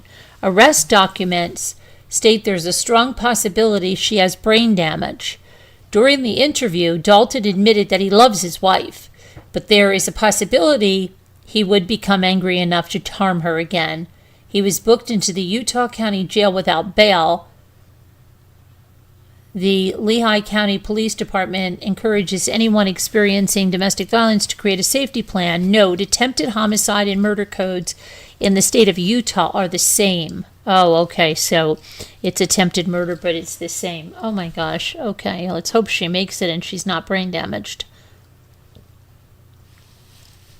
Wow, that is just crazy.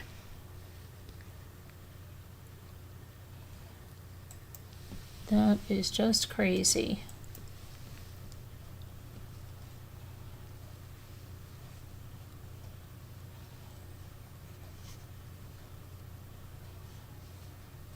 What the heck is with people?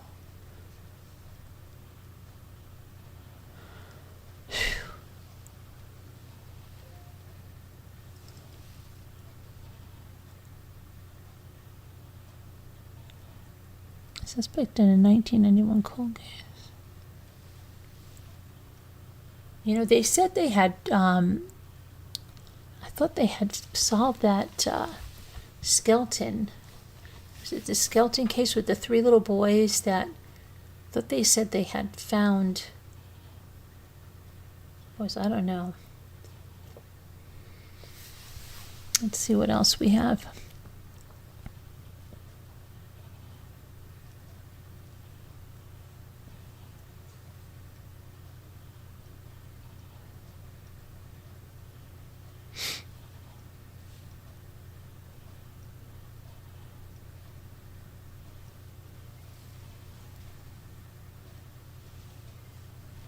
Okay, I'm not finding my, let's see here.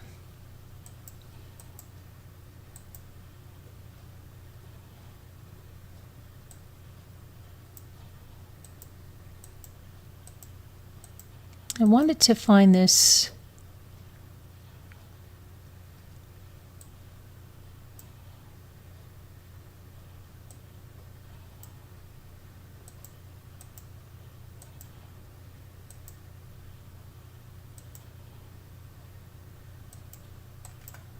this other case. There was this Indian, let me see if I can find this one.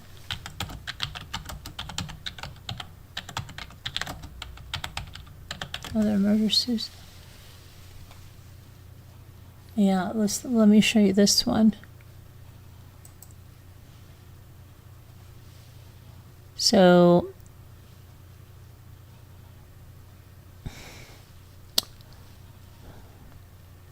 this woman, let me get her picture up there. Come on.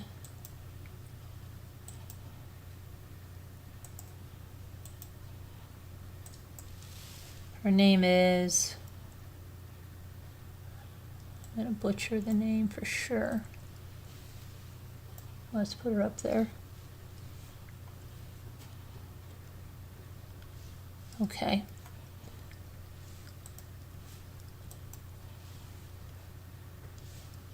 I'll tell you about what happened. This was a horrific thing. She was an influencer about sari styles. And she was brutally hacked to death by her husband in a suspected suicide with their 18-year-old son. Was the one that made the horrific discovery.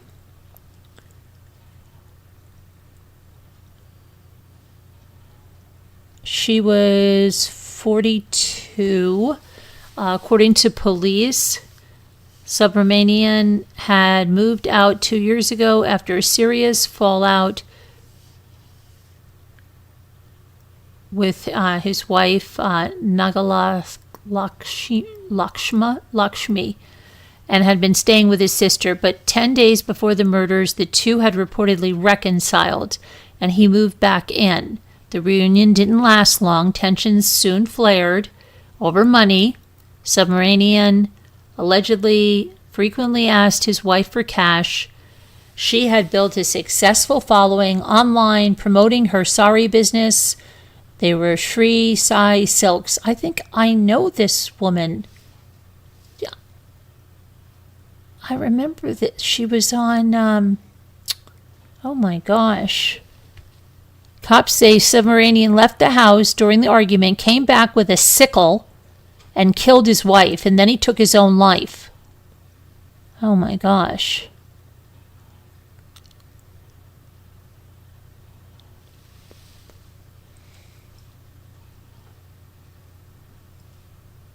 Have you ever heard of the Green Hollow murders?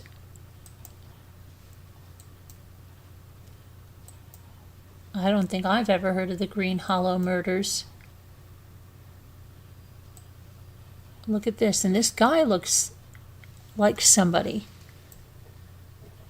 doesn't he? He looks like, I don't know who it is that he looks like, but he looks like somebody. He looks like, if I think about it, if I looked at him long enough, and it's somebody, I don't know whether it's an actor or another. He's got a very striking look to him of someone else. Let's see.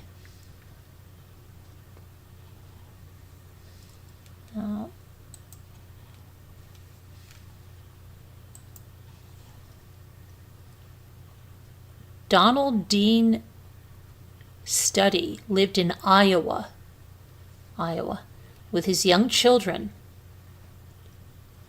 One of his daughters claimed that he killed between 50 and 70 victims, including 2 of his romantic partners. There's a docuseries now on Paramount called My Killer Father, The Green Hollow Murders. Wow, did anybody watch it? I have Paramount. We could probably have a movie night about it. He may have been a prolific serial killer, according to one of his daughters. Lucy Studdy McKitty claimed that Donald, who died in 2013 at 75, murdered between 50 and 70 people, including her mother, stepmother, and one of Donald's girlfriends, and alleged that she helped him hide the victims' bodies in wells on their property when she was a child. Okay, so it premiered on April 28th, And McKitty says that her siblings reckon with the possibility that their dad may have been a murderer, and they try to find answers about the number of women who could have died by his hand. He's got 2 wives and a girlfriend who he called into the police reporting their deaths. What's the odds of that? I think he'd be better off winning the lottery. The daughter says and is insistent that her father killed numerous people, but not all of her family members agree. He was accused of physically abusing his partners and children. Even some of those closest to Donald who don't believe he was a killer concede that he physically abused his wives and his children.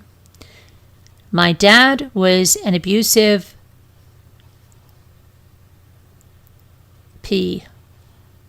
but he was no murderer, said Susan Study, adding that she once tried protecting her stepmother, Charlotte, because her father was beating her to a pulp. He beat everybody that he knew, but there are no bodies in those hills. He's not a serial killer. There's nothing there. So that's interesting, right? Let's see. McKitty said that Donald was physically abusive throughout her childhood, which made her angry at her mother for dying by taking her own life and leaving her with the monster. Then there was his longtime girlfriend, not married to him, named Anna Tordoff.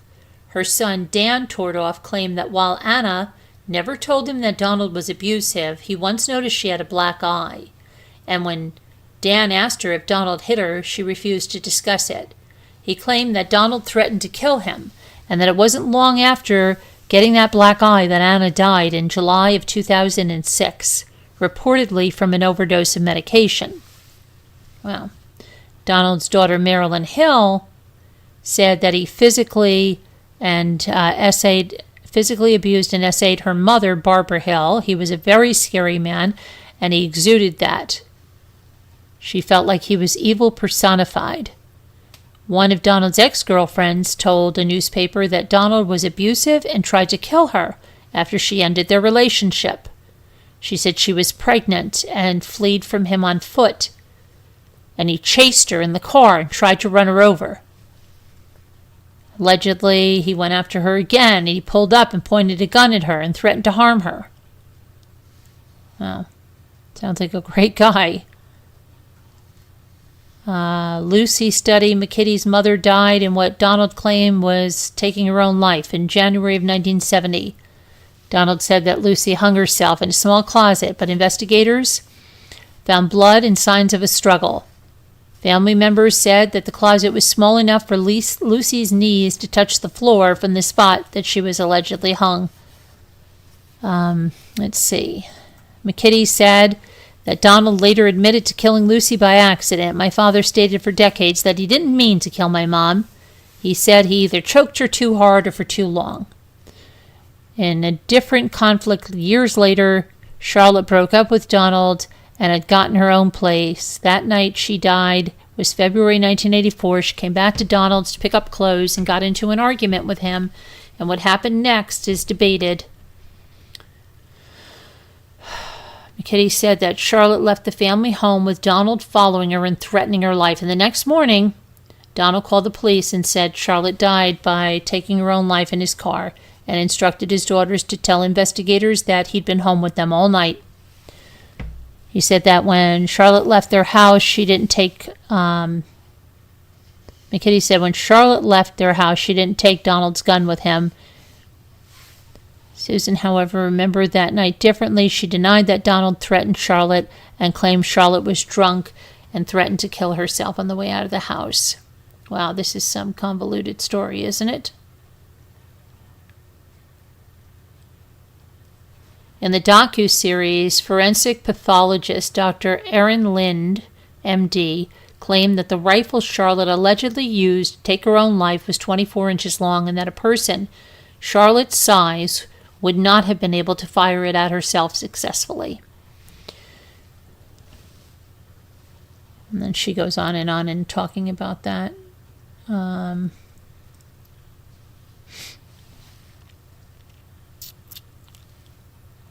Wow, this is just a review of it. It goes on for forever. This documentary, it must be very long, huh? I don't know. Maybe you want to look at it one time. Who knows?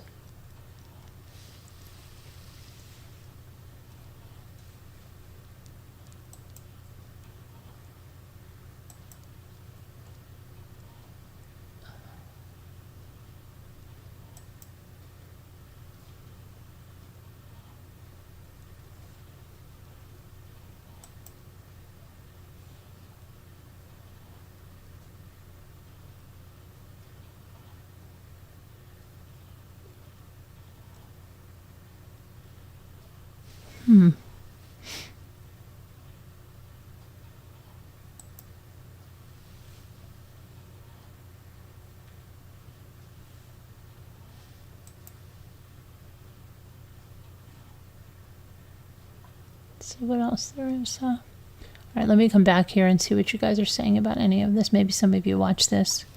Sounds like something Scooter would like to watch. I don't know. Sometimes she likes that stuff.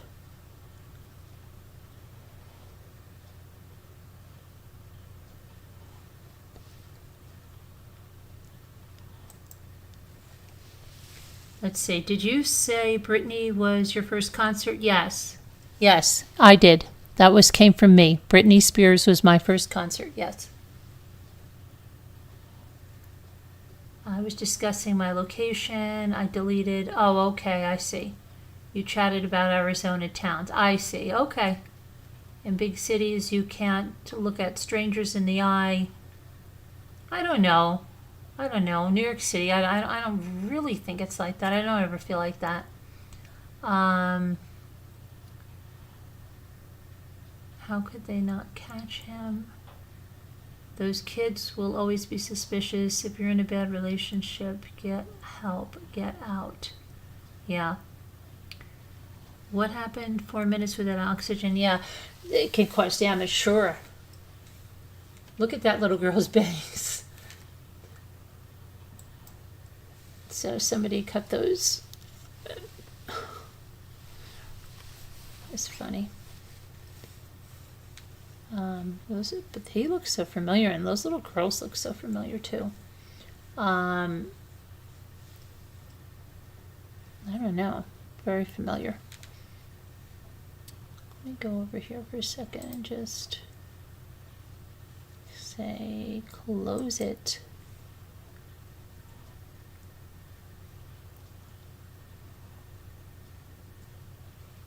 What else to it's May 1st. It's May 1st. Let's see what else we have.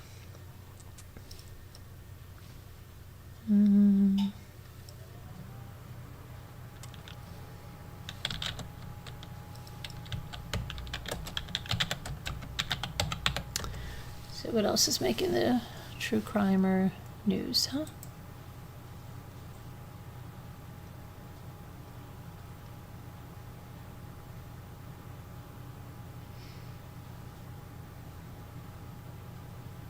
A man's accused of bringing materials to run a meth lab inside Michigan State University building. Oh my gosh. Listen to this. All of you thrifters. What the heck? Okay, this is crazy. This woman right here.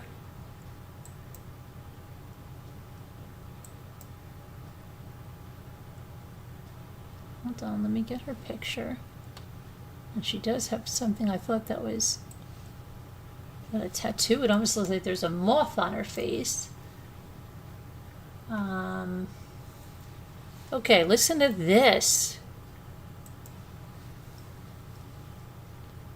That is Madison Hinchy, 30 years old, and she was arrested and charged for an incident on April 21st inside a Goodwill.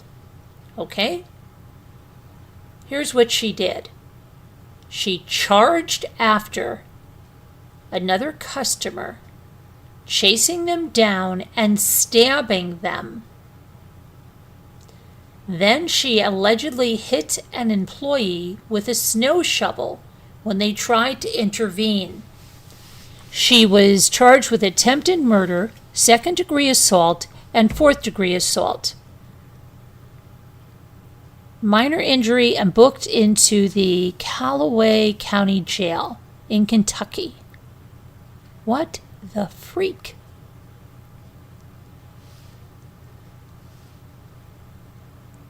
Do you know what it was? Upon arrival, officers located two victims.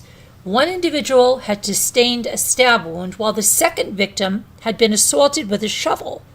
The victim with the stab wound was airlifted to a regional medical facility for further treatment. Hinchy, 30 years old, was arrested and charged with what I told you. She was booked, and let's see. She is accused of chasing the woman whose identity has not been released to the store's loading dock area. Once there, she allegedly stabbed her and bit the woman. She bit her too. Later, she hit the employee with the snow shovel. The alleged victim was stabbed in the chest, and when Hinchy was arrested, she allegedly told police that the victim got what she came for. What does that mean, got what she came for?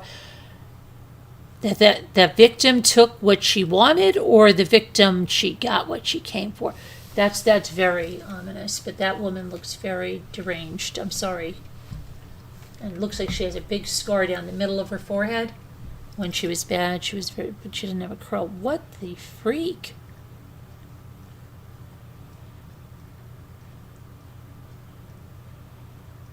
Let's see if we can find out anything more about her.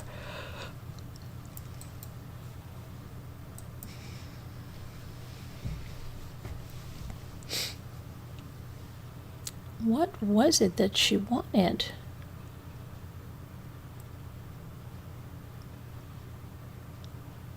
She was arraigned. Okay, here's her arraignment. Let's see. Here's her at her arraignment.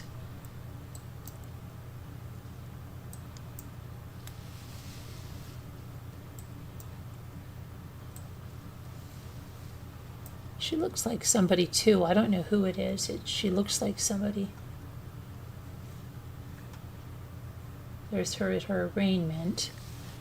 And it says that she's being held at the Callaway County Jail on a $50,000 cash bond after allegedly stabbing and biting a woman at Murray's Goodwill store, in addition to allegedly biting a man and assaulting him with a snow shovel. She turned 30 years old last Friday. Judge Randall Hutchins noted that the attempted murder is a Class B felony and carries a potential sentence of 10 to 20 years in the state penitentiary. The second-degree assault is a Class C felony and carries a potential sentence of 5 to 10 years.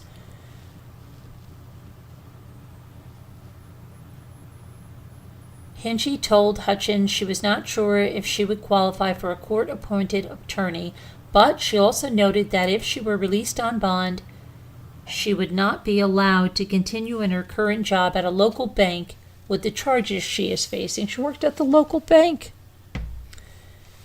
Oh, let's see. She's got a preliminary hearing for Wednesday. Oh, that she did have a preliminary hearing on the 29th. This was, okay, let's see what else.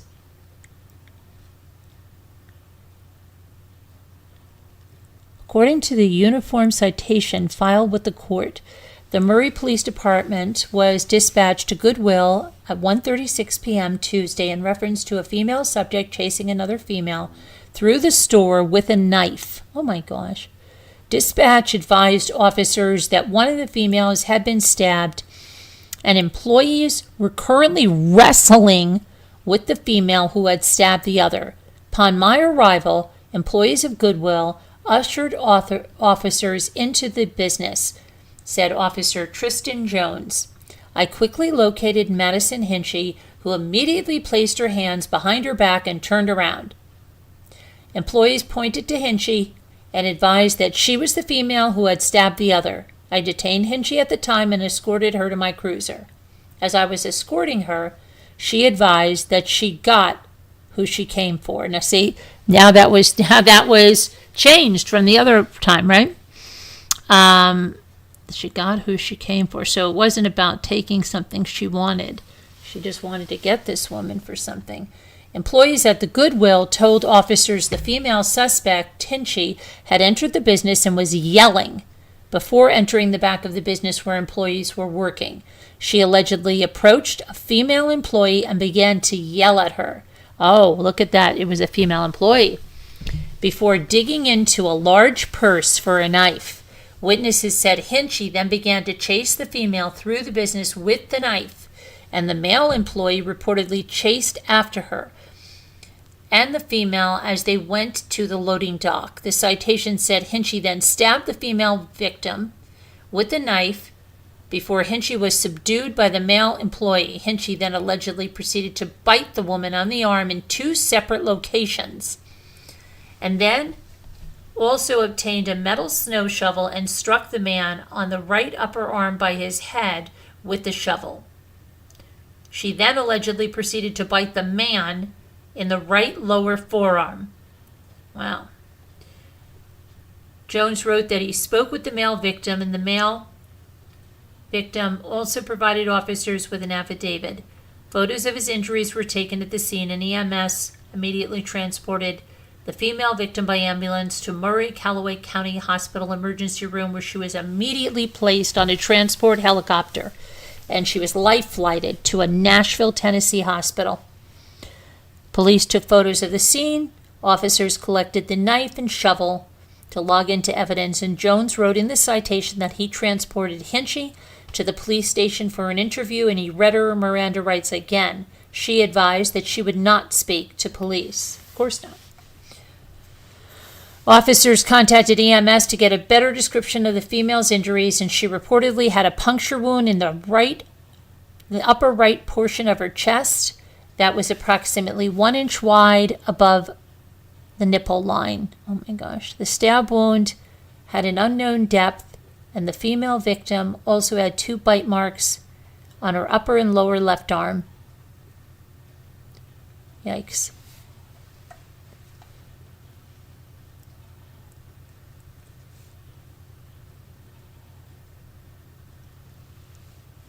Crazy. And she's got a smile on her. She had a smile on her face in the mugshot too, huh? Let's see. And then she had another. That was 1 day, 8 days ago. Employee step in. Was that the one? Attempted murder, assault charges. Okay. Yeah. Case is bound for the grand jury. An attempted murder charge and several assault charges against a Murray woman will proceed to a grand jury following testimony Wednesday about a stabbing that allegedly occurred last week inside a local Goodwill store. So it's going into the grand jury. Great lady. What the heck?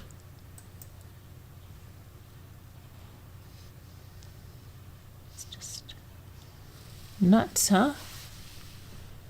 What was her name? Hinchy. Madison Hinchy. Let's take a look at something.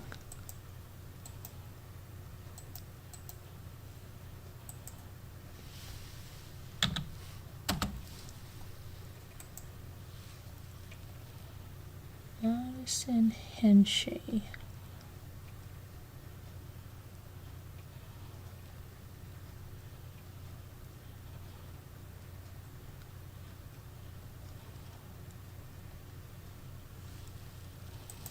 See.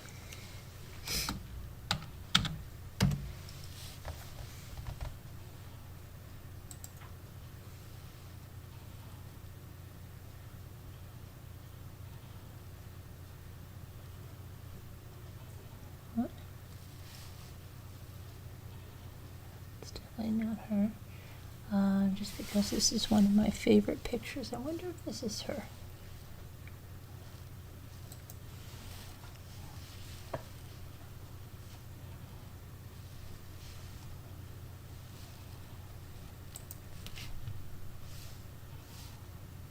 If that's her, then wow, hold on a second.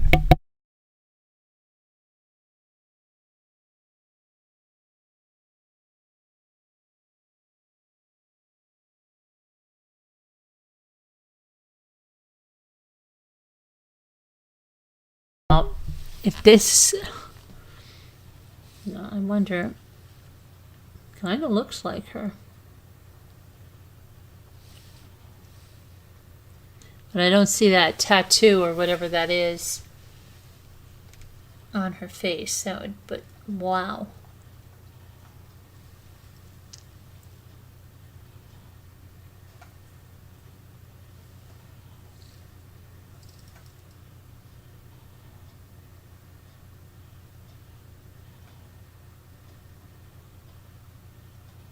Scooter, are you there?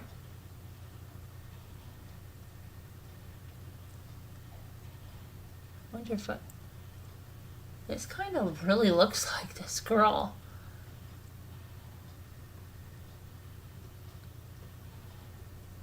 Okay, so they said she's 30, right? So hold on a second. It says she went to Indiana University, graduated in, let me see.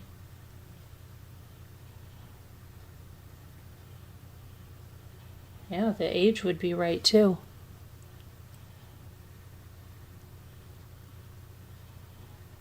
But it doesn't look at all like it would be this girl right here at all. Let me see something. I'm going to see something, just do a little math really quick here.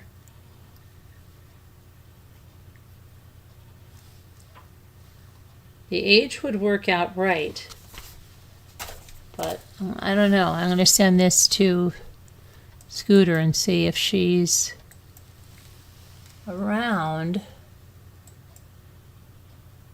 but I don't know if she is to look at this. It's quite a fall from grace if you do, because she's in Cape Cod and stuff, and like in pretty high society and going around Europe and stuff. I just don't, but there is I see a resemblance, unless I am just freaking out. Okay, let me see. Oh, Scooter, now I've got to do this stupid thing I have to keep doing every time I want to connect my messenger. I should put a PIN number in. Isn't that crazy? To restore my messages. I can't stand it.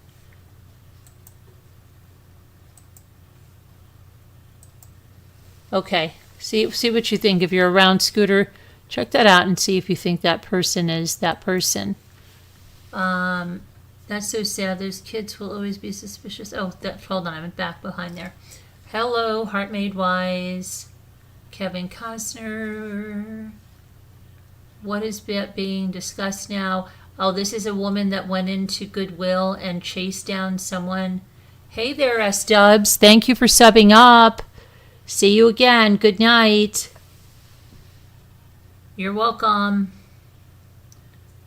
So, yeah, what about that? What about it? How is it 1:32 already? The last time I looked, it was 10 something or 11 something. I don't know what it was when I looked. No, it couldn't have been 10 something. It was probably like 11:30, and now it's 1:30. How does that happen so fast?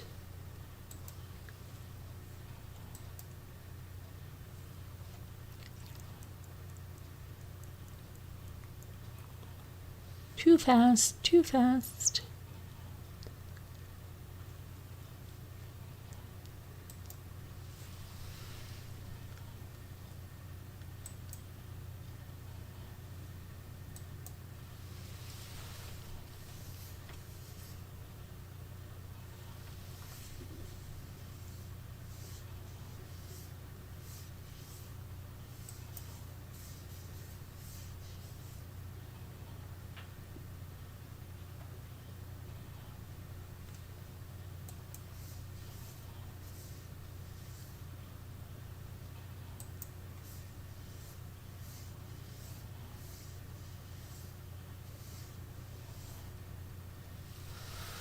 Alrighty, let's see.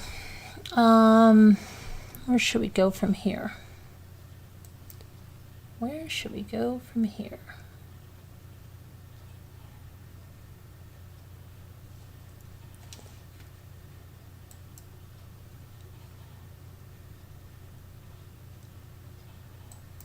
Let me see if I can get... Hi, Dookie. The woman on the screen went into a Goodwill. Yes, yes. But she looks like somebody like this really, this person is the same, but like it's real. It would really be a fall from, and I don't see that tattoo. Yeah, she went in there and pulled a knife out of her bag. I thought that the woman got something she wanted at Goodwill, but then she said she got what she came for. And there was like a game of telephone because they translated it wrong. But wow, that was crazy. A nice turnout tonight. Some new people. It's very nice. Great. Think about getting a membership if you're new to the channel and you want to do things like movie nights and be an official rambler or blinger or whatever you want. You can grab a membership. We have like 3 or 4 memberships that are all less than a cup of coffee for a month. And then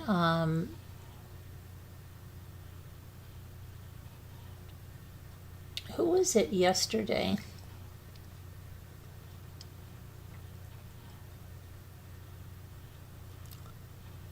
Who upgraded their membership yesterday? Was it Julian? Was it? Why am I drawing? That was very nice. Who did that? Why am I drawing a blank? It was Julian, I believe it was. Right? Let me check.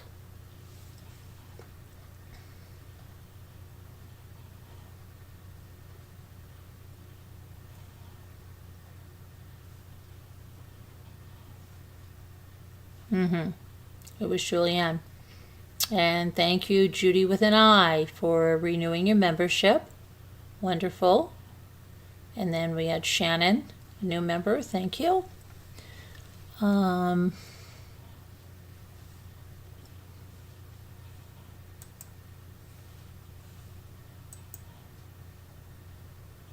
Where's Terry tonight? Terry, where are you? Where are you, Terry?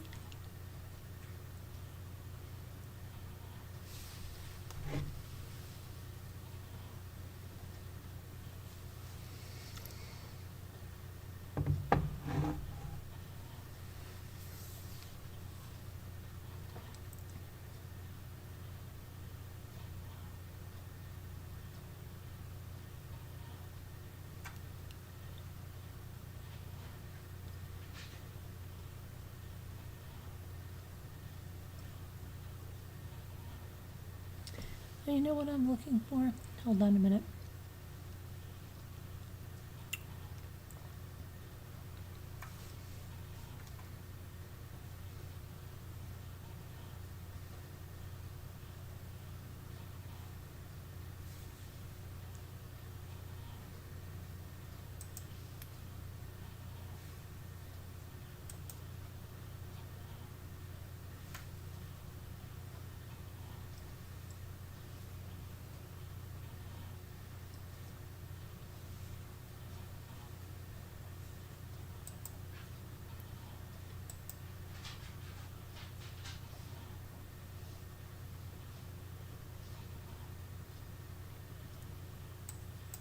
They said that if anybody knows what picture-in-picture is, if they're saying they're rolling that out, you don't have to be YouTube Premium anymore. I'm just letting you know that.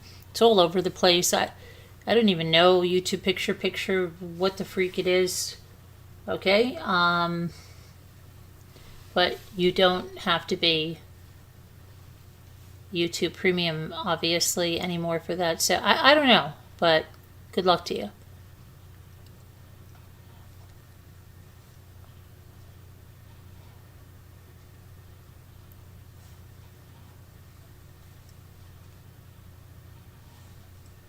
if you wanted to use picture in picture.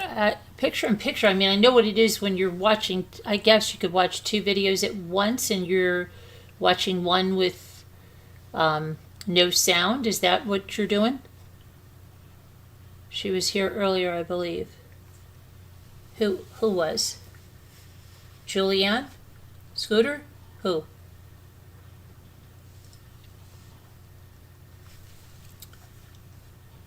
Oh, for some reason I'm on freaking Top Chat. No wonder I'm not seeing what I should be seeing.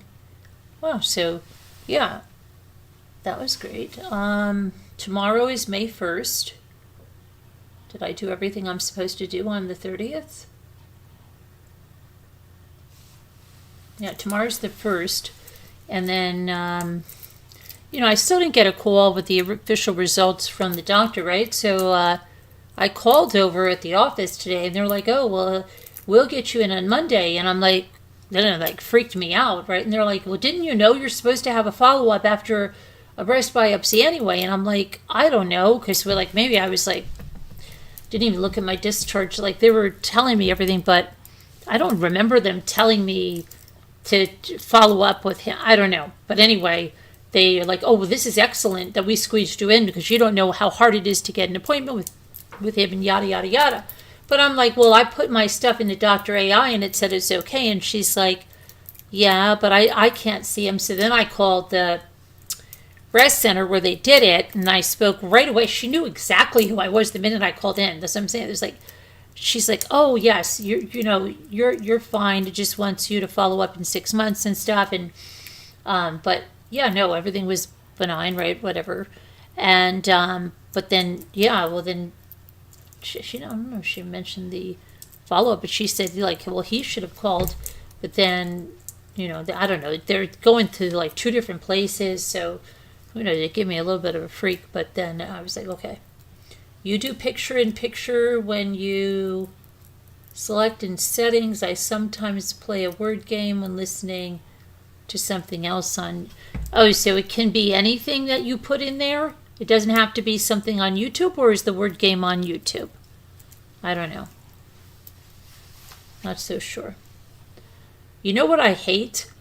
I hate when you're on a phone and people are texting you.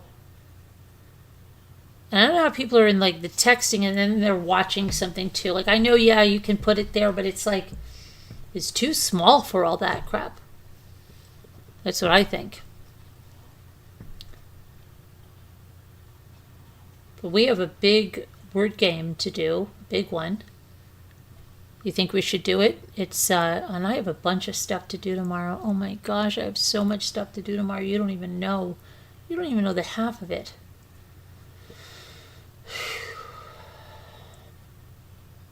Got a lot to do tomorrow. And you know what? That's what. I packed up 3 packages. Got to pack up a bunch more. Got Denise's mother's and sister's things going out, and something to Scooter that Denise bought her. And then I have to pack up some other stuff. Twisted stitches. I have to pack up your stuff. And White Angel wants some more stuff. So we have to do that. And she just got 2 boxes. So pack up everything else and that'll be good. I'm not supposed to be lifting anything heavy for 2 weeks, but I don't think that's too heavy. Anyway, the word game's not on YouTube. Okay, I hear you. I hear you. All right, let's do our word game. We can talk while we do it, but we can just do it because we have that big hard one, and then we're going to make an advancement, and then we've got to play the next game. So.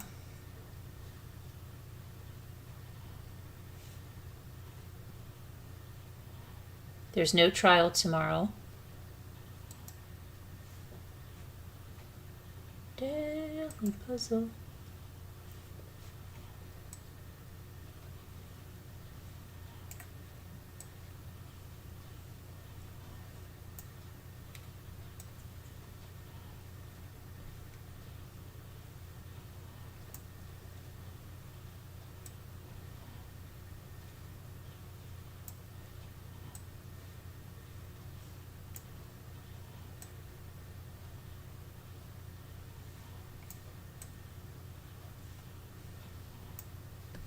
You can't play the word game? Why?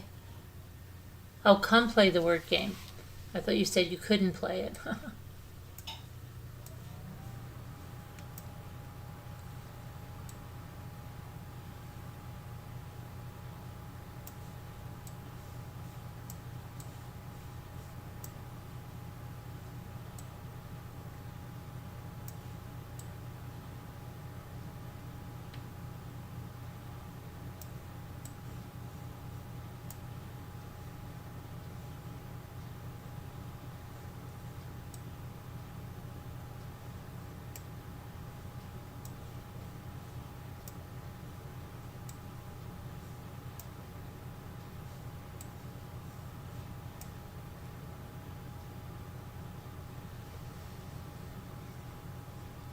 Brew and bruise, yeah, let's do that.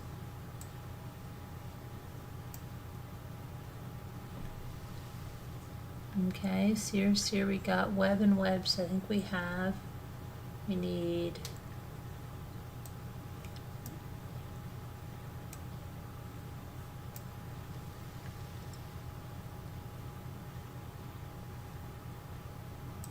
it's gotta be C, right?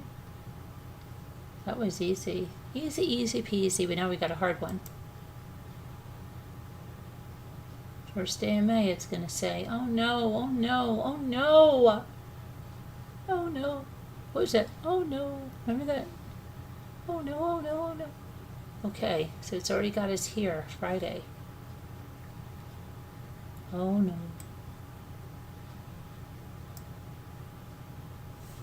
Oh no.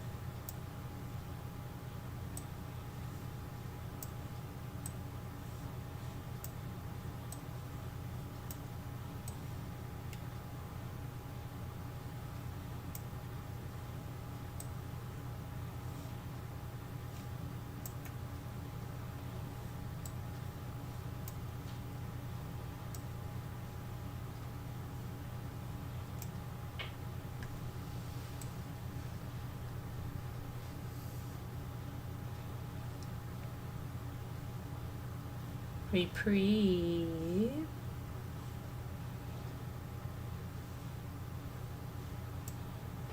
Very good. What else did you get? Peer, we've got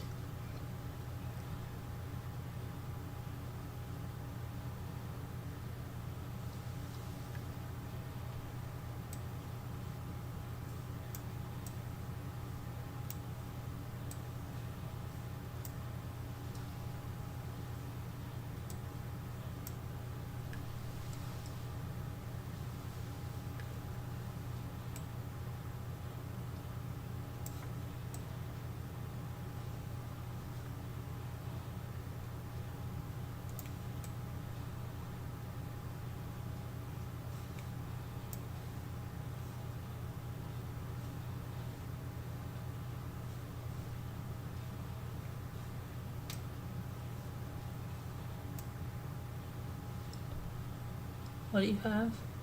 Vire? Yeah, I tried that already, huh? Viper? Yeah, Viper. That we had that in another puzzle recently. Purr, yeah, I tried purr. Purr's there. Pre's not.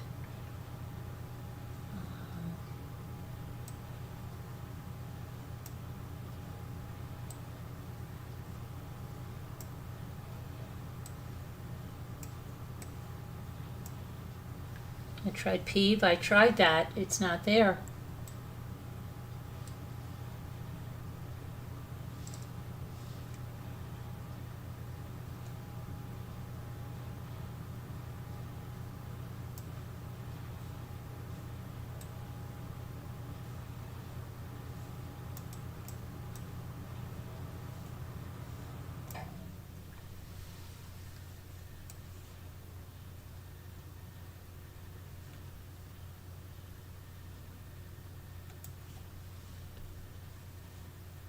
River. Very good. Good, Dookie. River. Heart got it too, yeah. Rive, I tried rive, didn't I? Yep, there's an extra word. Rev. This says it's hard. This is the one for our advancement, and it says it's hard, but we're harder. We're better. We can do it. We can do it. You got Eve. Ever. Ever is one. Okay, ever. What else have you got there? Anything I missed? Vibe, ire, viper. Okay, let's see. Here. All right. What else do we have? River.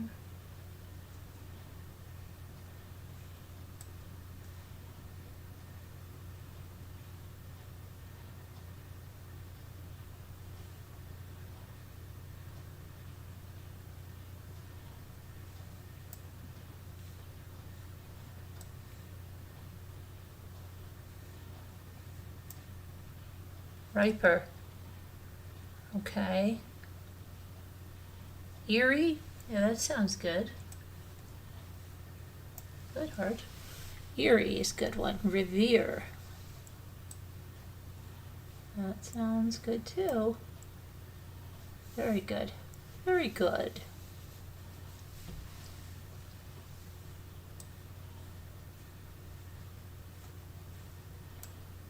Reverie. You and I got that at the same time. Now you're doing what Murder of Crows does to me.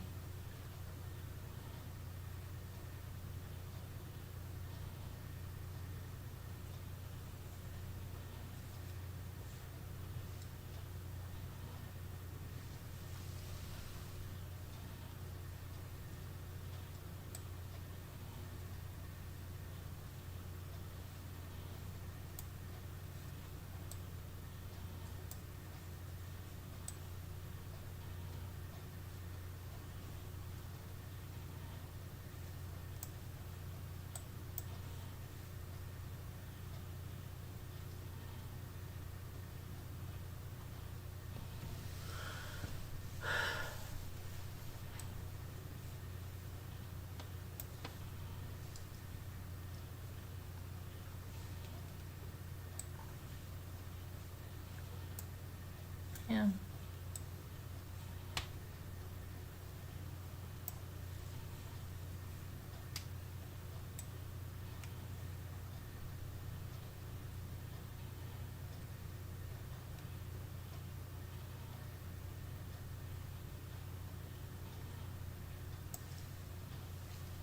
What is it? Prior?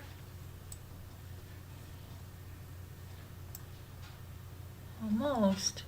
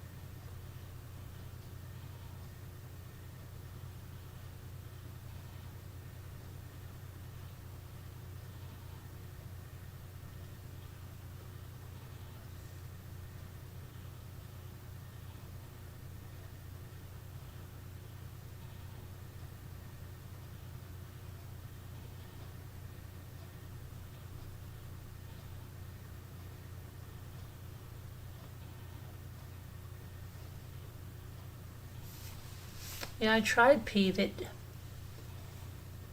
was one to the.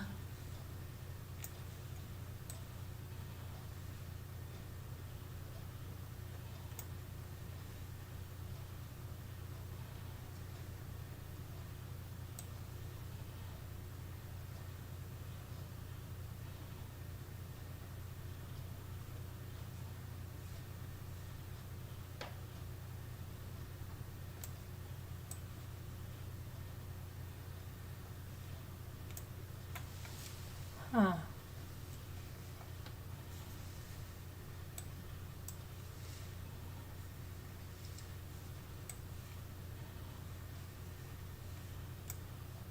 I already did River.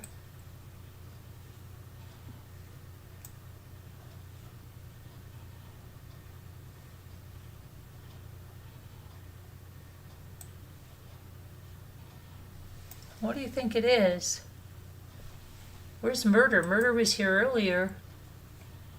Murder, we need you. Murder, come on. Where are you?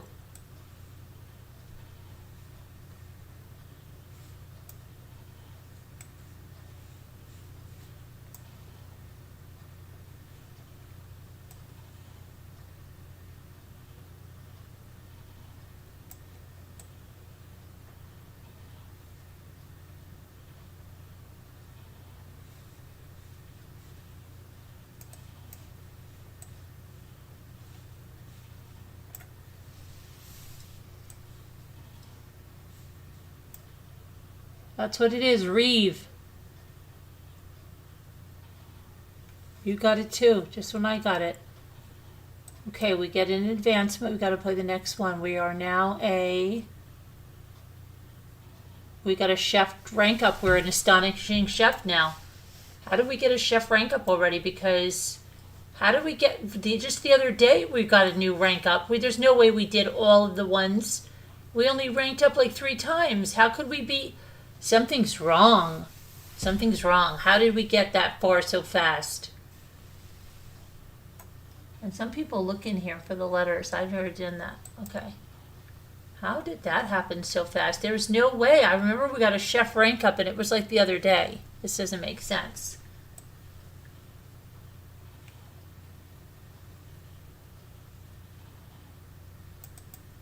What do I know?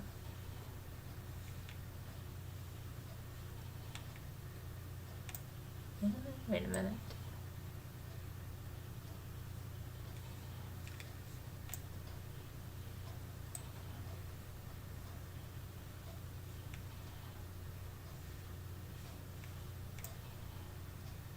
Okay.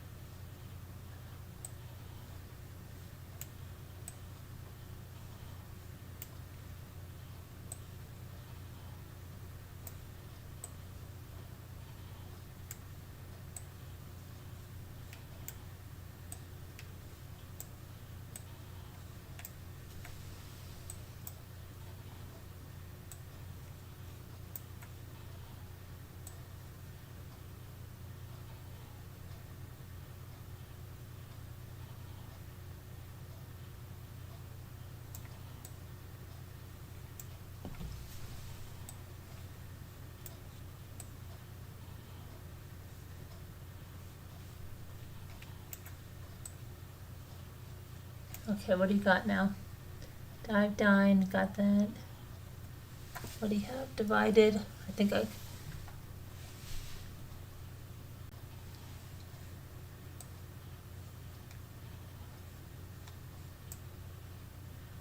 Yeah, what was I doing? I don't know. Dividend. I was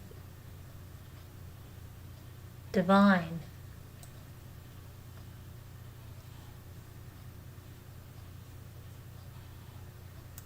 No, wait a minute. You can't. Hold on a minute. I did that wrong. I'm really losing my mind tonight.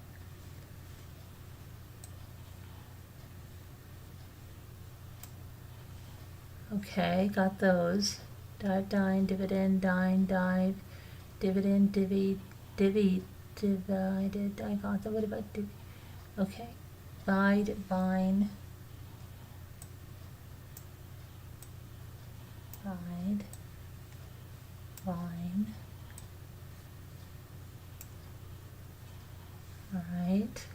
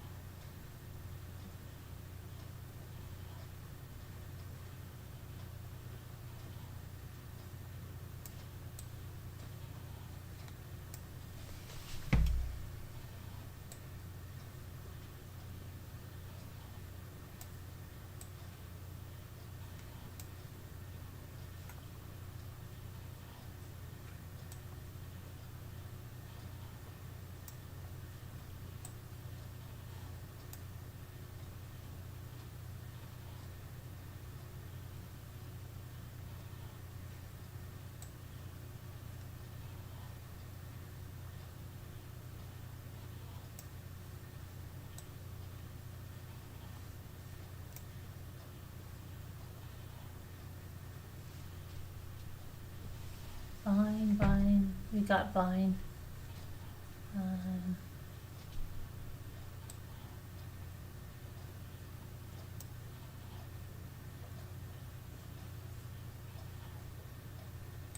Oh, vend. It's gotta be vend. Hold on a minute. Vend. Alright, then we have to have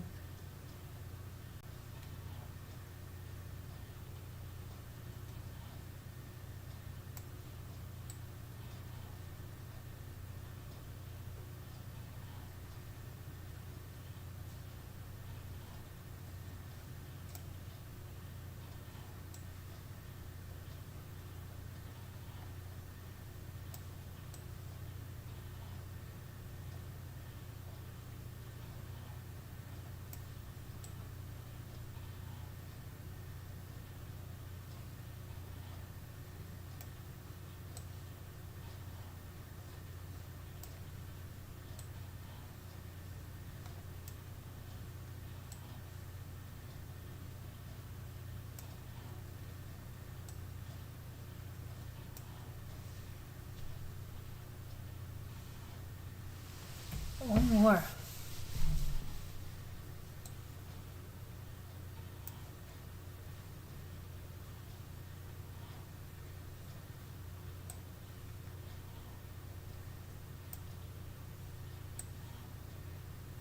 Oh, I know. I know.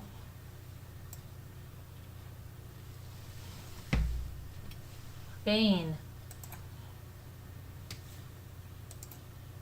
Now we're getting a lot. Remember we were getting those little tiny puzzles? Now we got another hard one. How come we're not getting those little tiny ones again that were so easy?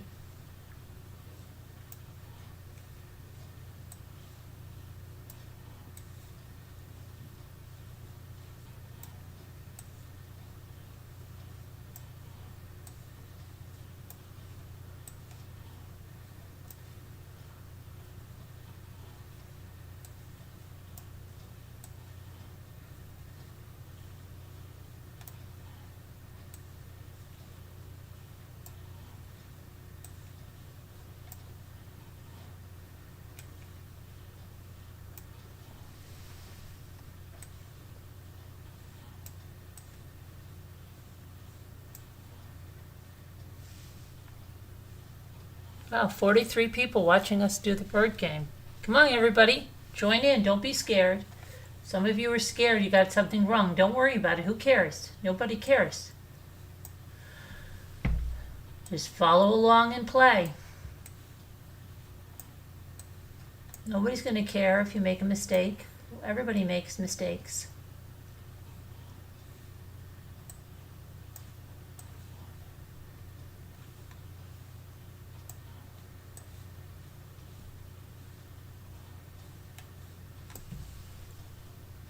Smoothly. Very good.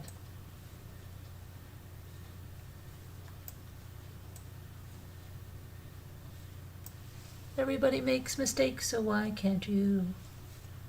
Big people, small people, matter of fact, all people.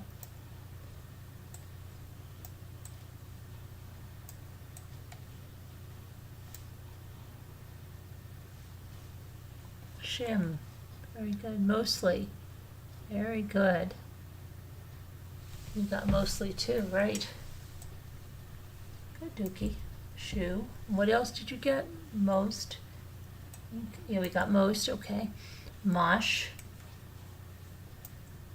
Okay. There was shim. Somebody said shim. No, there's no I. Okay.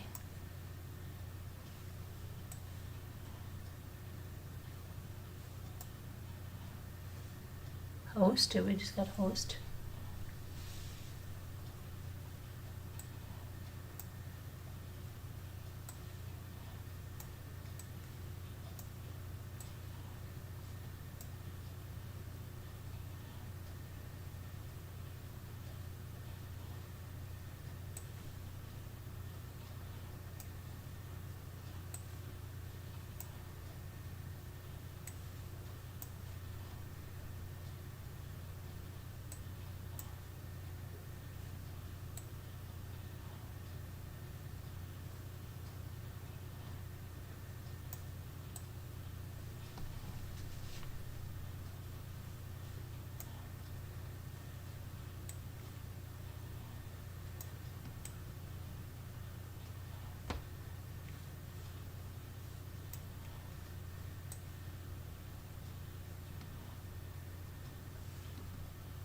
Tools, yeah, that's an extra word. Lost, okay. Very good. Stool, good.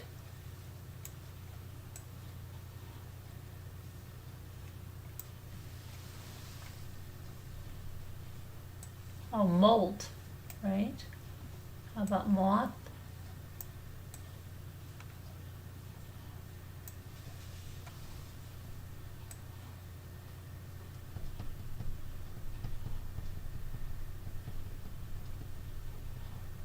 How about slot? How about sloth?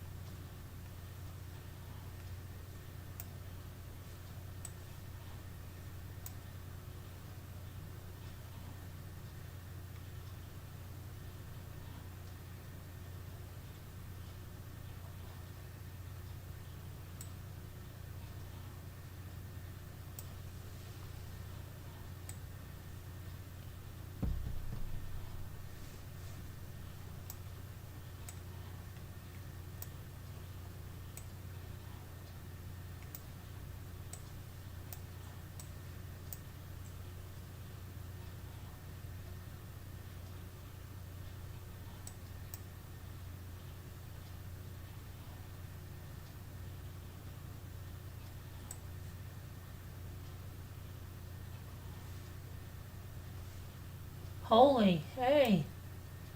Very good, Dookie. Looms, yes, I tried looms.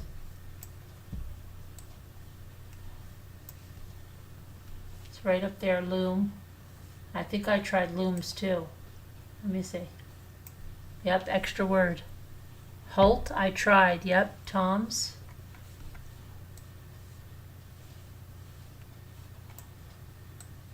Extra word. Okay.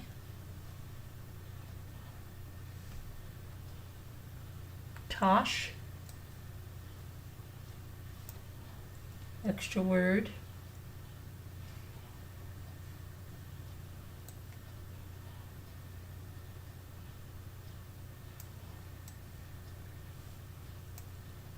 Shot.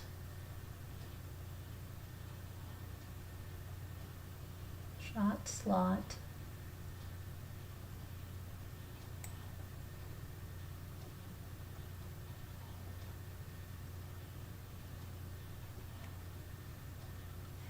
M.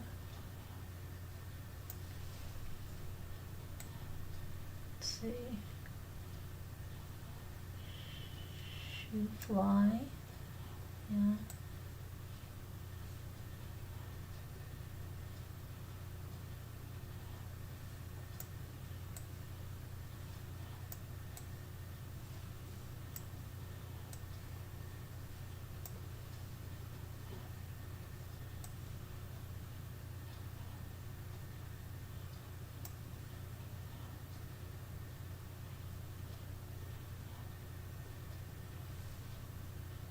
I tried moly. Let me see. Hold on. Extra word.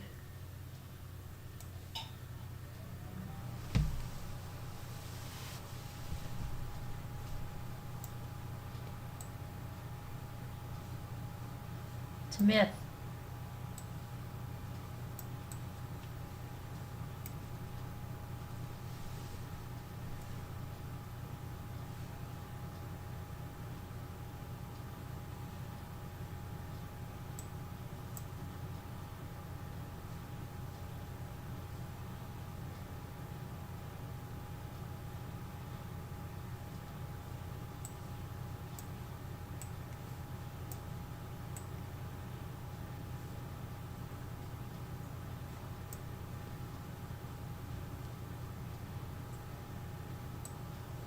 Shy.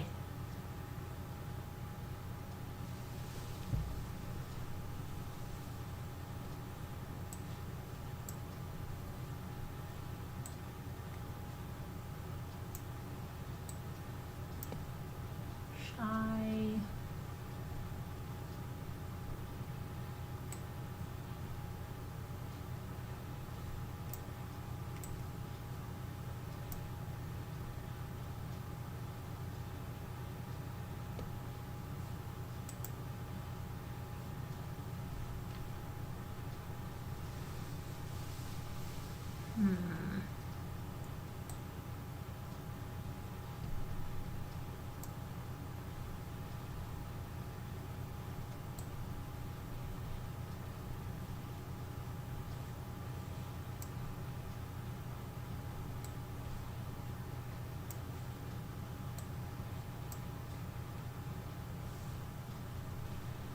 Hoots, yeah, I've tried hoots. Solo? Solo, I can't hear you. So why don't you sing solo? Solo, I can't hear you.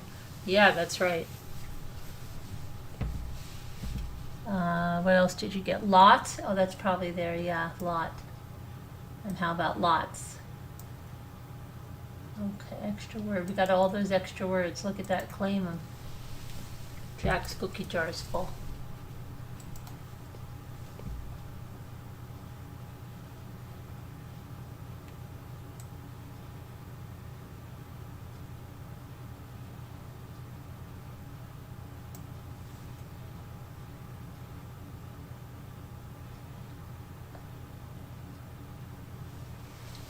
The last one. We need the last one. It's the last song I'll ever write for you. It's the last time that I'll tell you.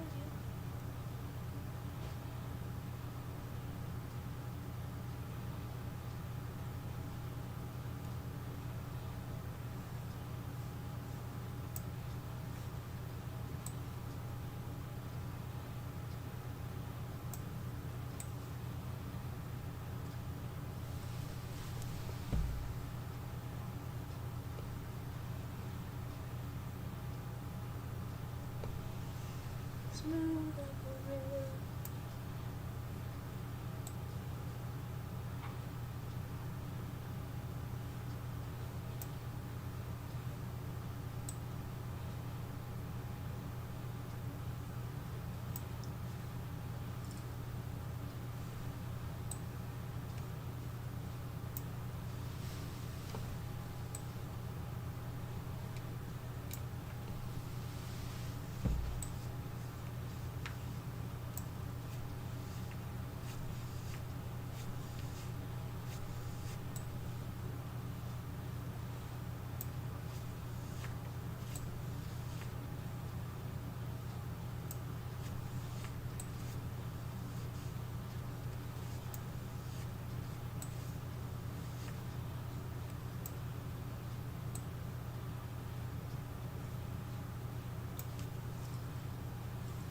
Murder? Anybody?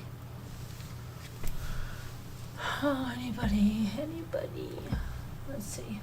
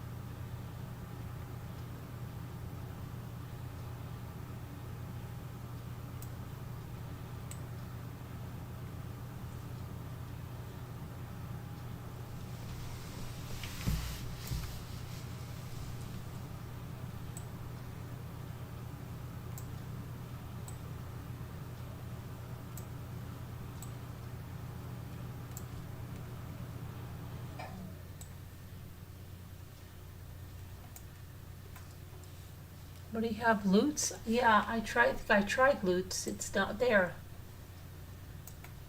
Yeah, see, it's an extra word.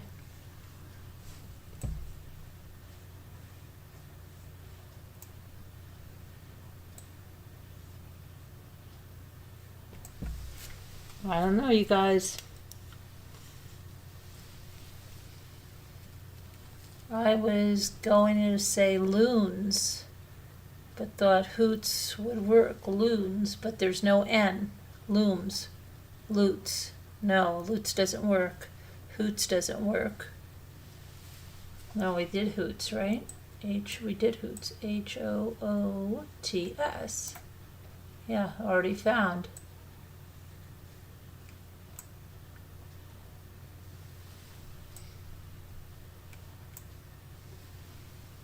Yeah, looms doesn't work.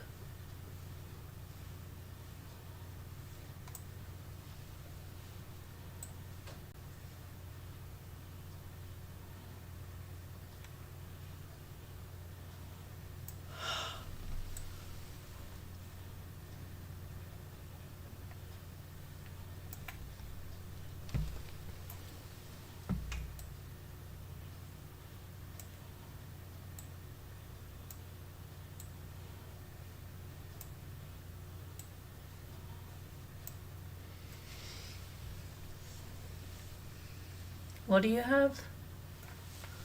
Hold on a minute. Murder moths? I thought I tried that. Let's see. Extra word. I did try it. This is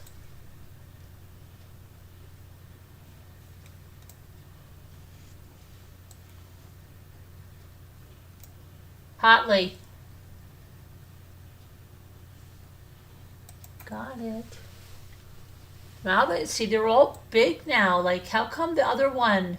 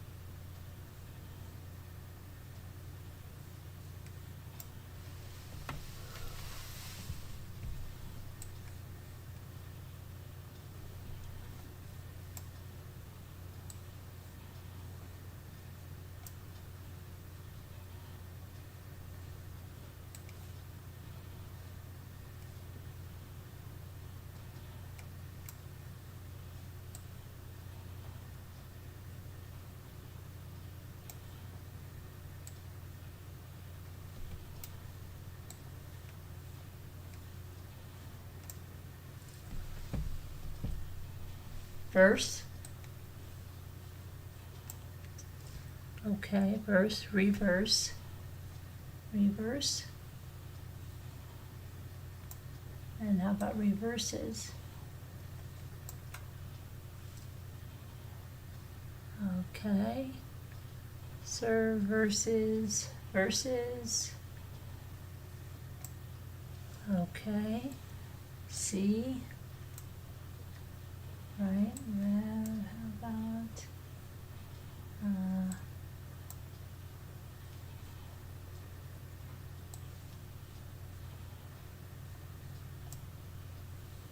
here? Okay.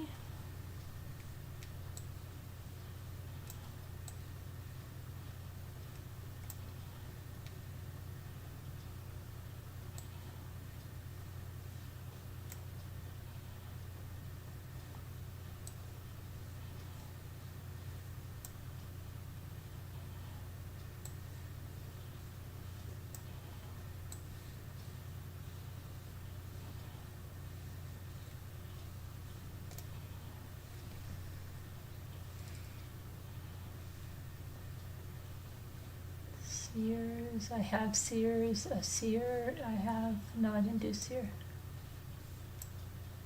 There we go.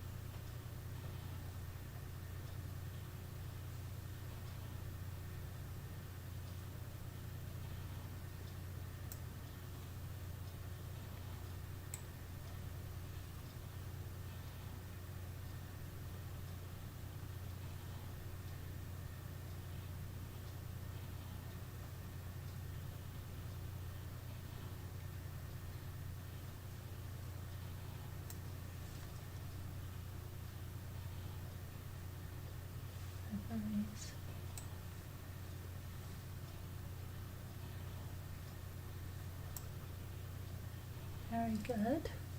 Art. Time out, bros, quick. Dookie, why's time out? um,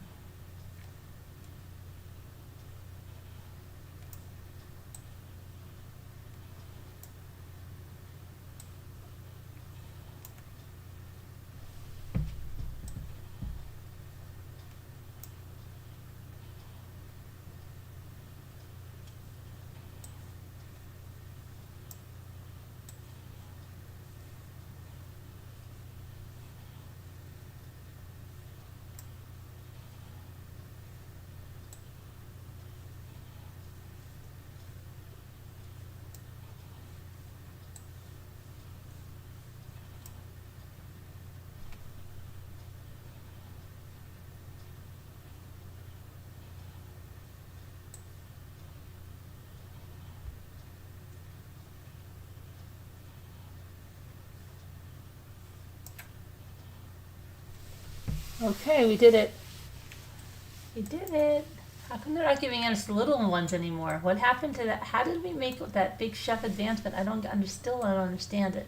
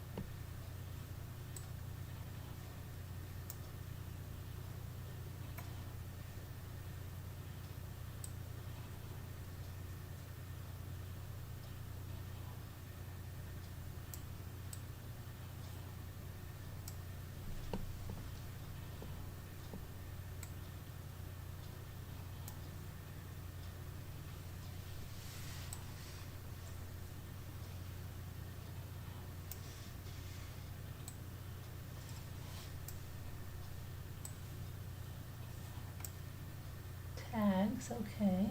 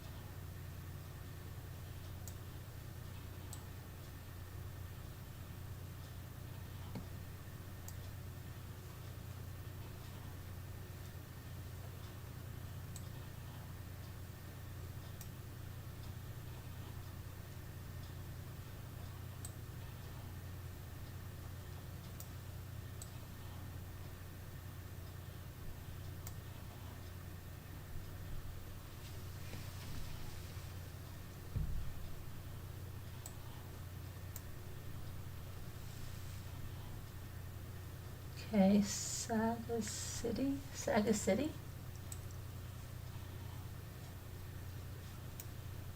Ah, Sagacity. Sagacity!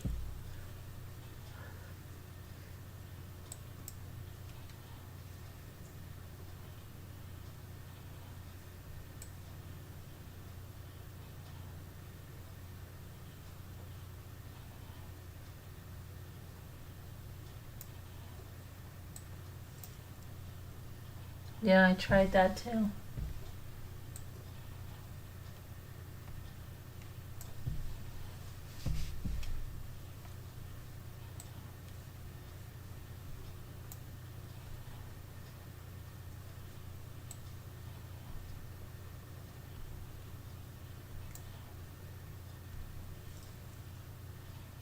Gates. George Alonso Gates. Yeah, that's it. Wow, 41 people still watching us play a word game. Very good. Thank you for watching.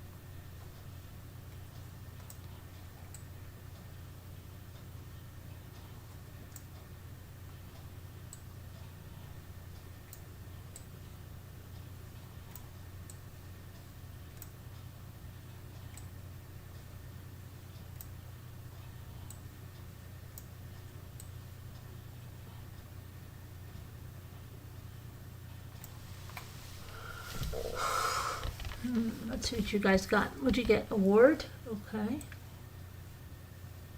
Uh-oh, wrong way. Okay. Craw.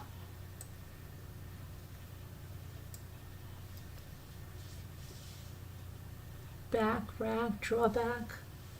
I got backward. You got drawback? Very good. Oh, you got backward up there. I don't know if you got it when I got it. I didn't look. We both got it then. Drawer. Yep. Uh-oh, drab. Very drab. And then draw.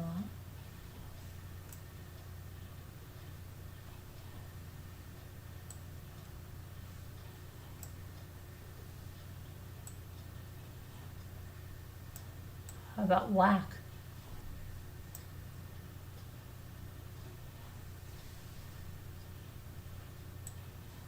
Dark.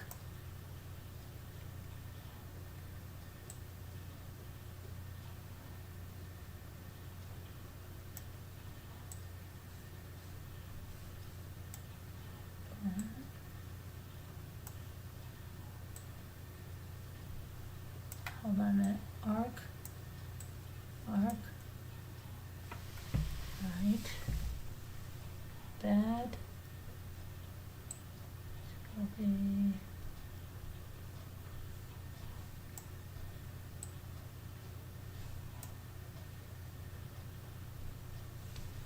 What else have we got? Oh, my Zoom just ended. That's okay. That's okay. You guys can still hear me, right?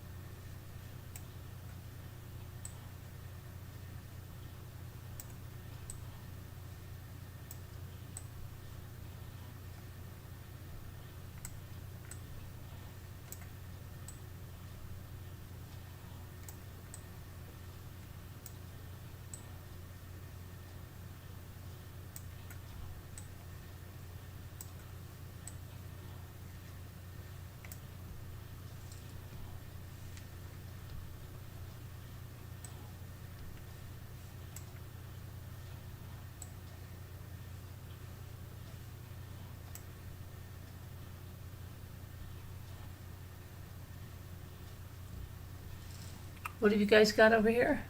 Drac?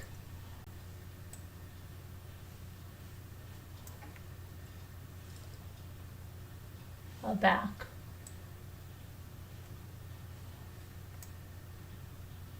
Okay, and what else? Rack. Very good. Can't believe this one has all hard, like long ones. How come the other one we had just was ridiculous?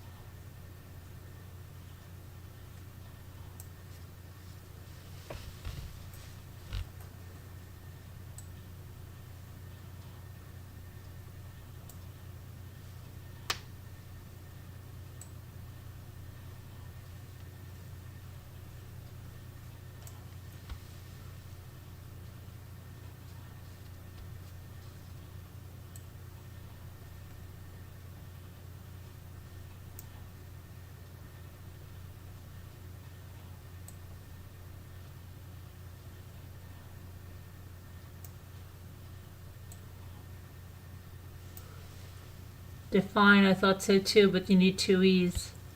Dinge.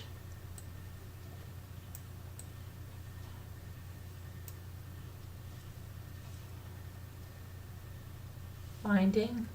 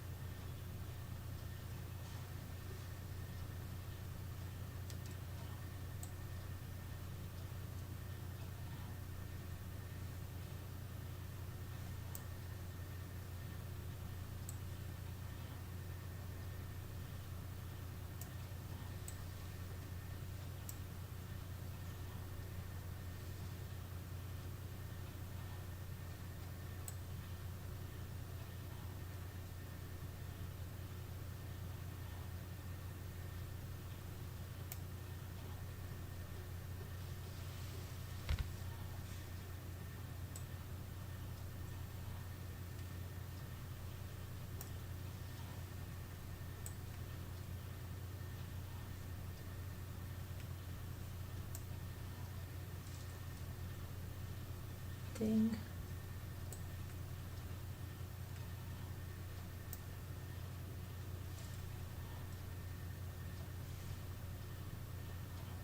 Fame.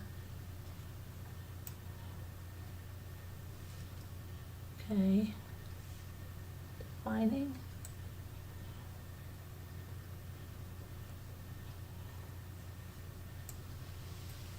Very good. Defining. Who got defining? Murder. 9. All right. Dinge.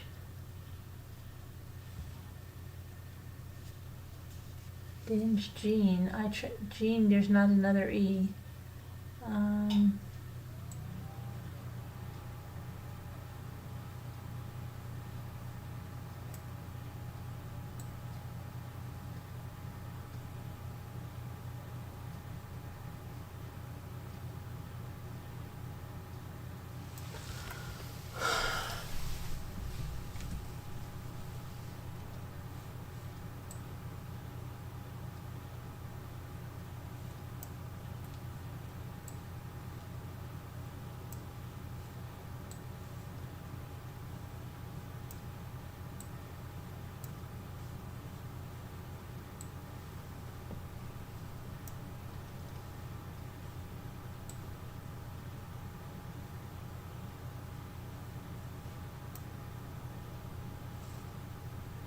Ending.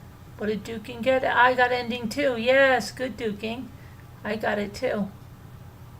I did. Yeah, very good, Dookie. Very good. I just looked over and you got it too. Wonderful.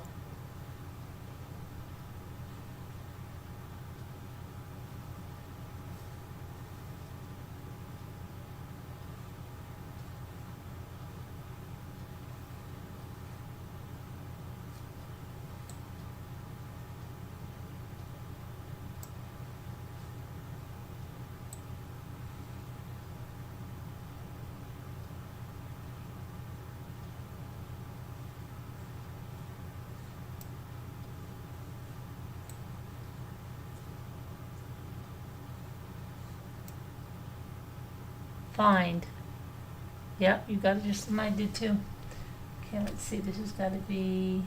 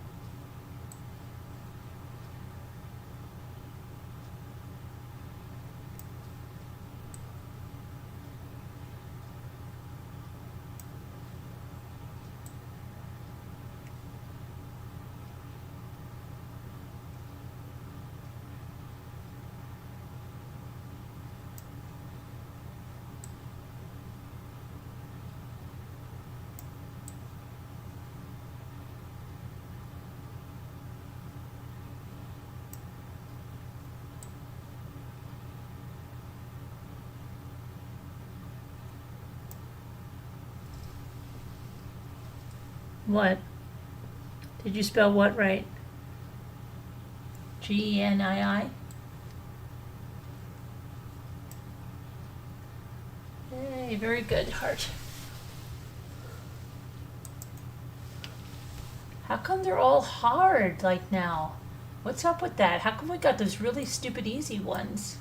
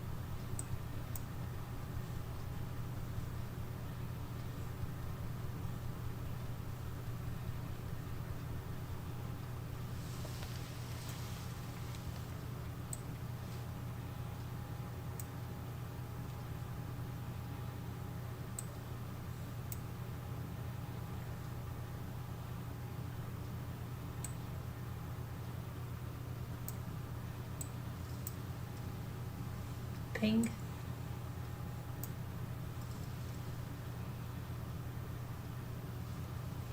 Inch, yeah, we got all that chin. Pin up, I tried that. Cup, inch.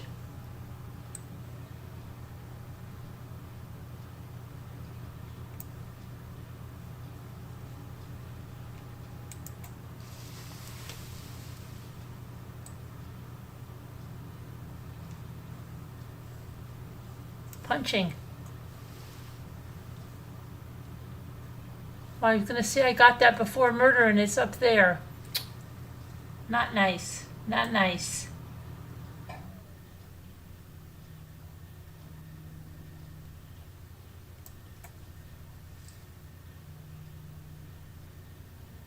Not nice.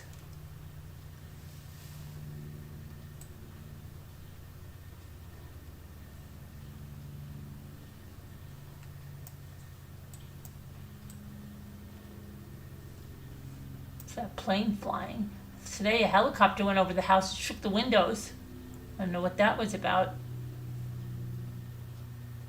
Oh, there's a plane flying. That's crazy.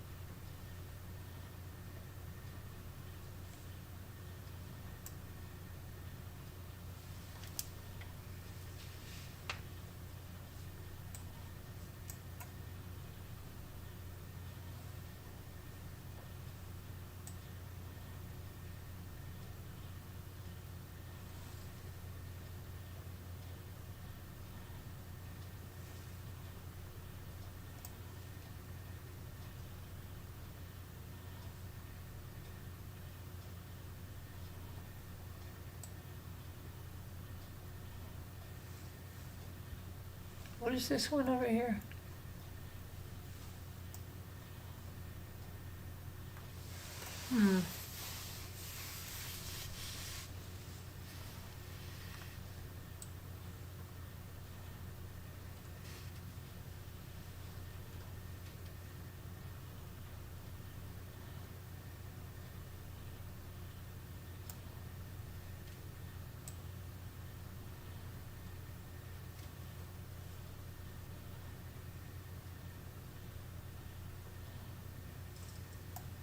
What is this? You got that ages ago. Ha ha ha. Ha ha ha. 40 people still watching us play the word game. Pretty good.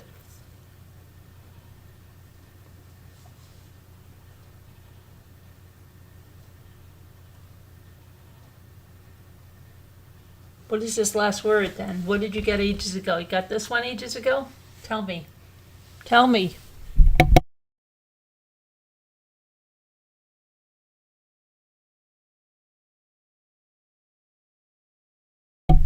What'd you get?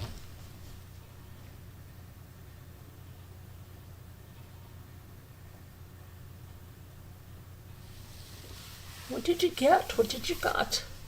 We did what is this last one?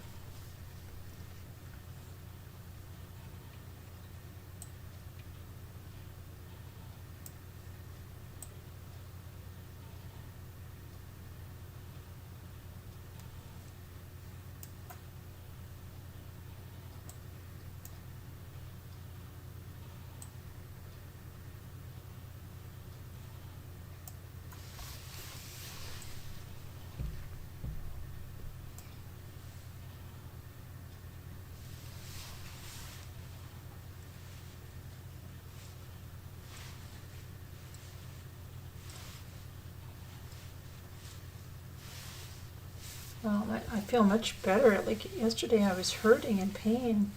Yesterday and this morning and now it's feeling much, much better.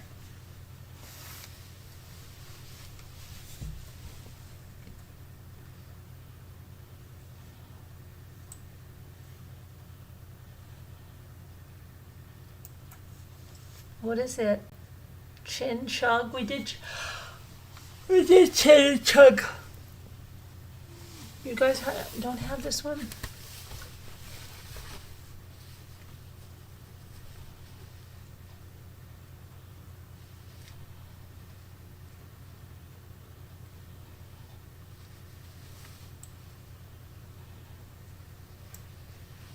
I got it.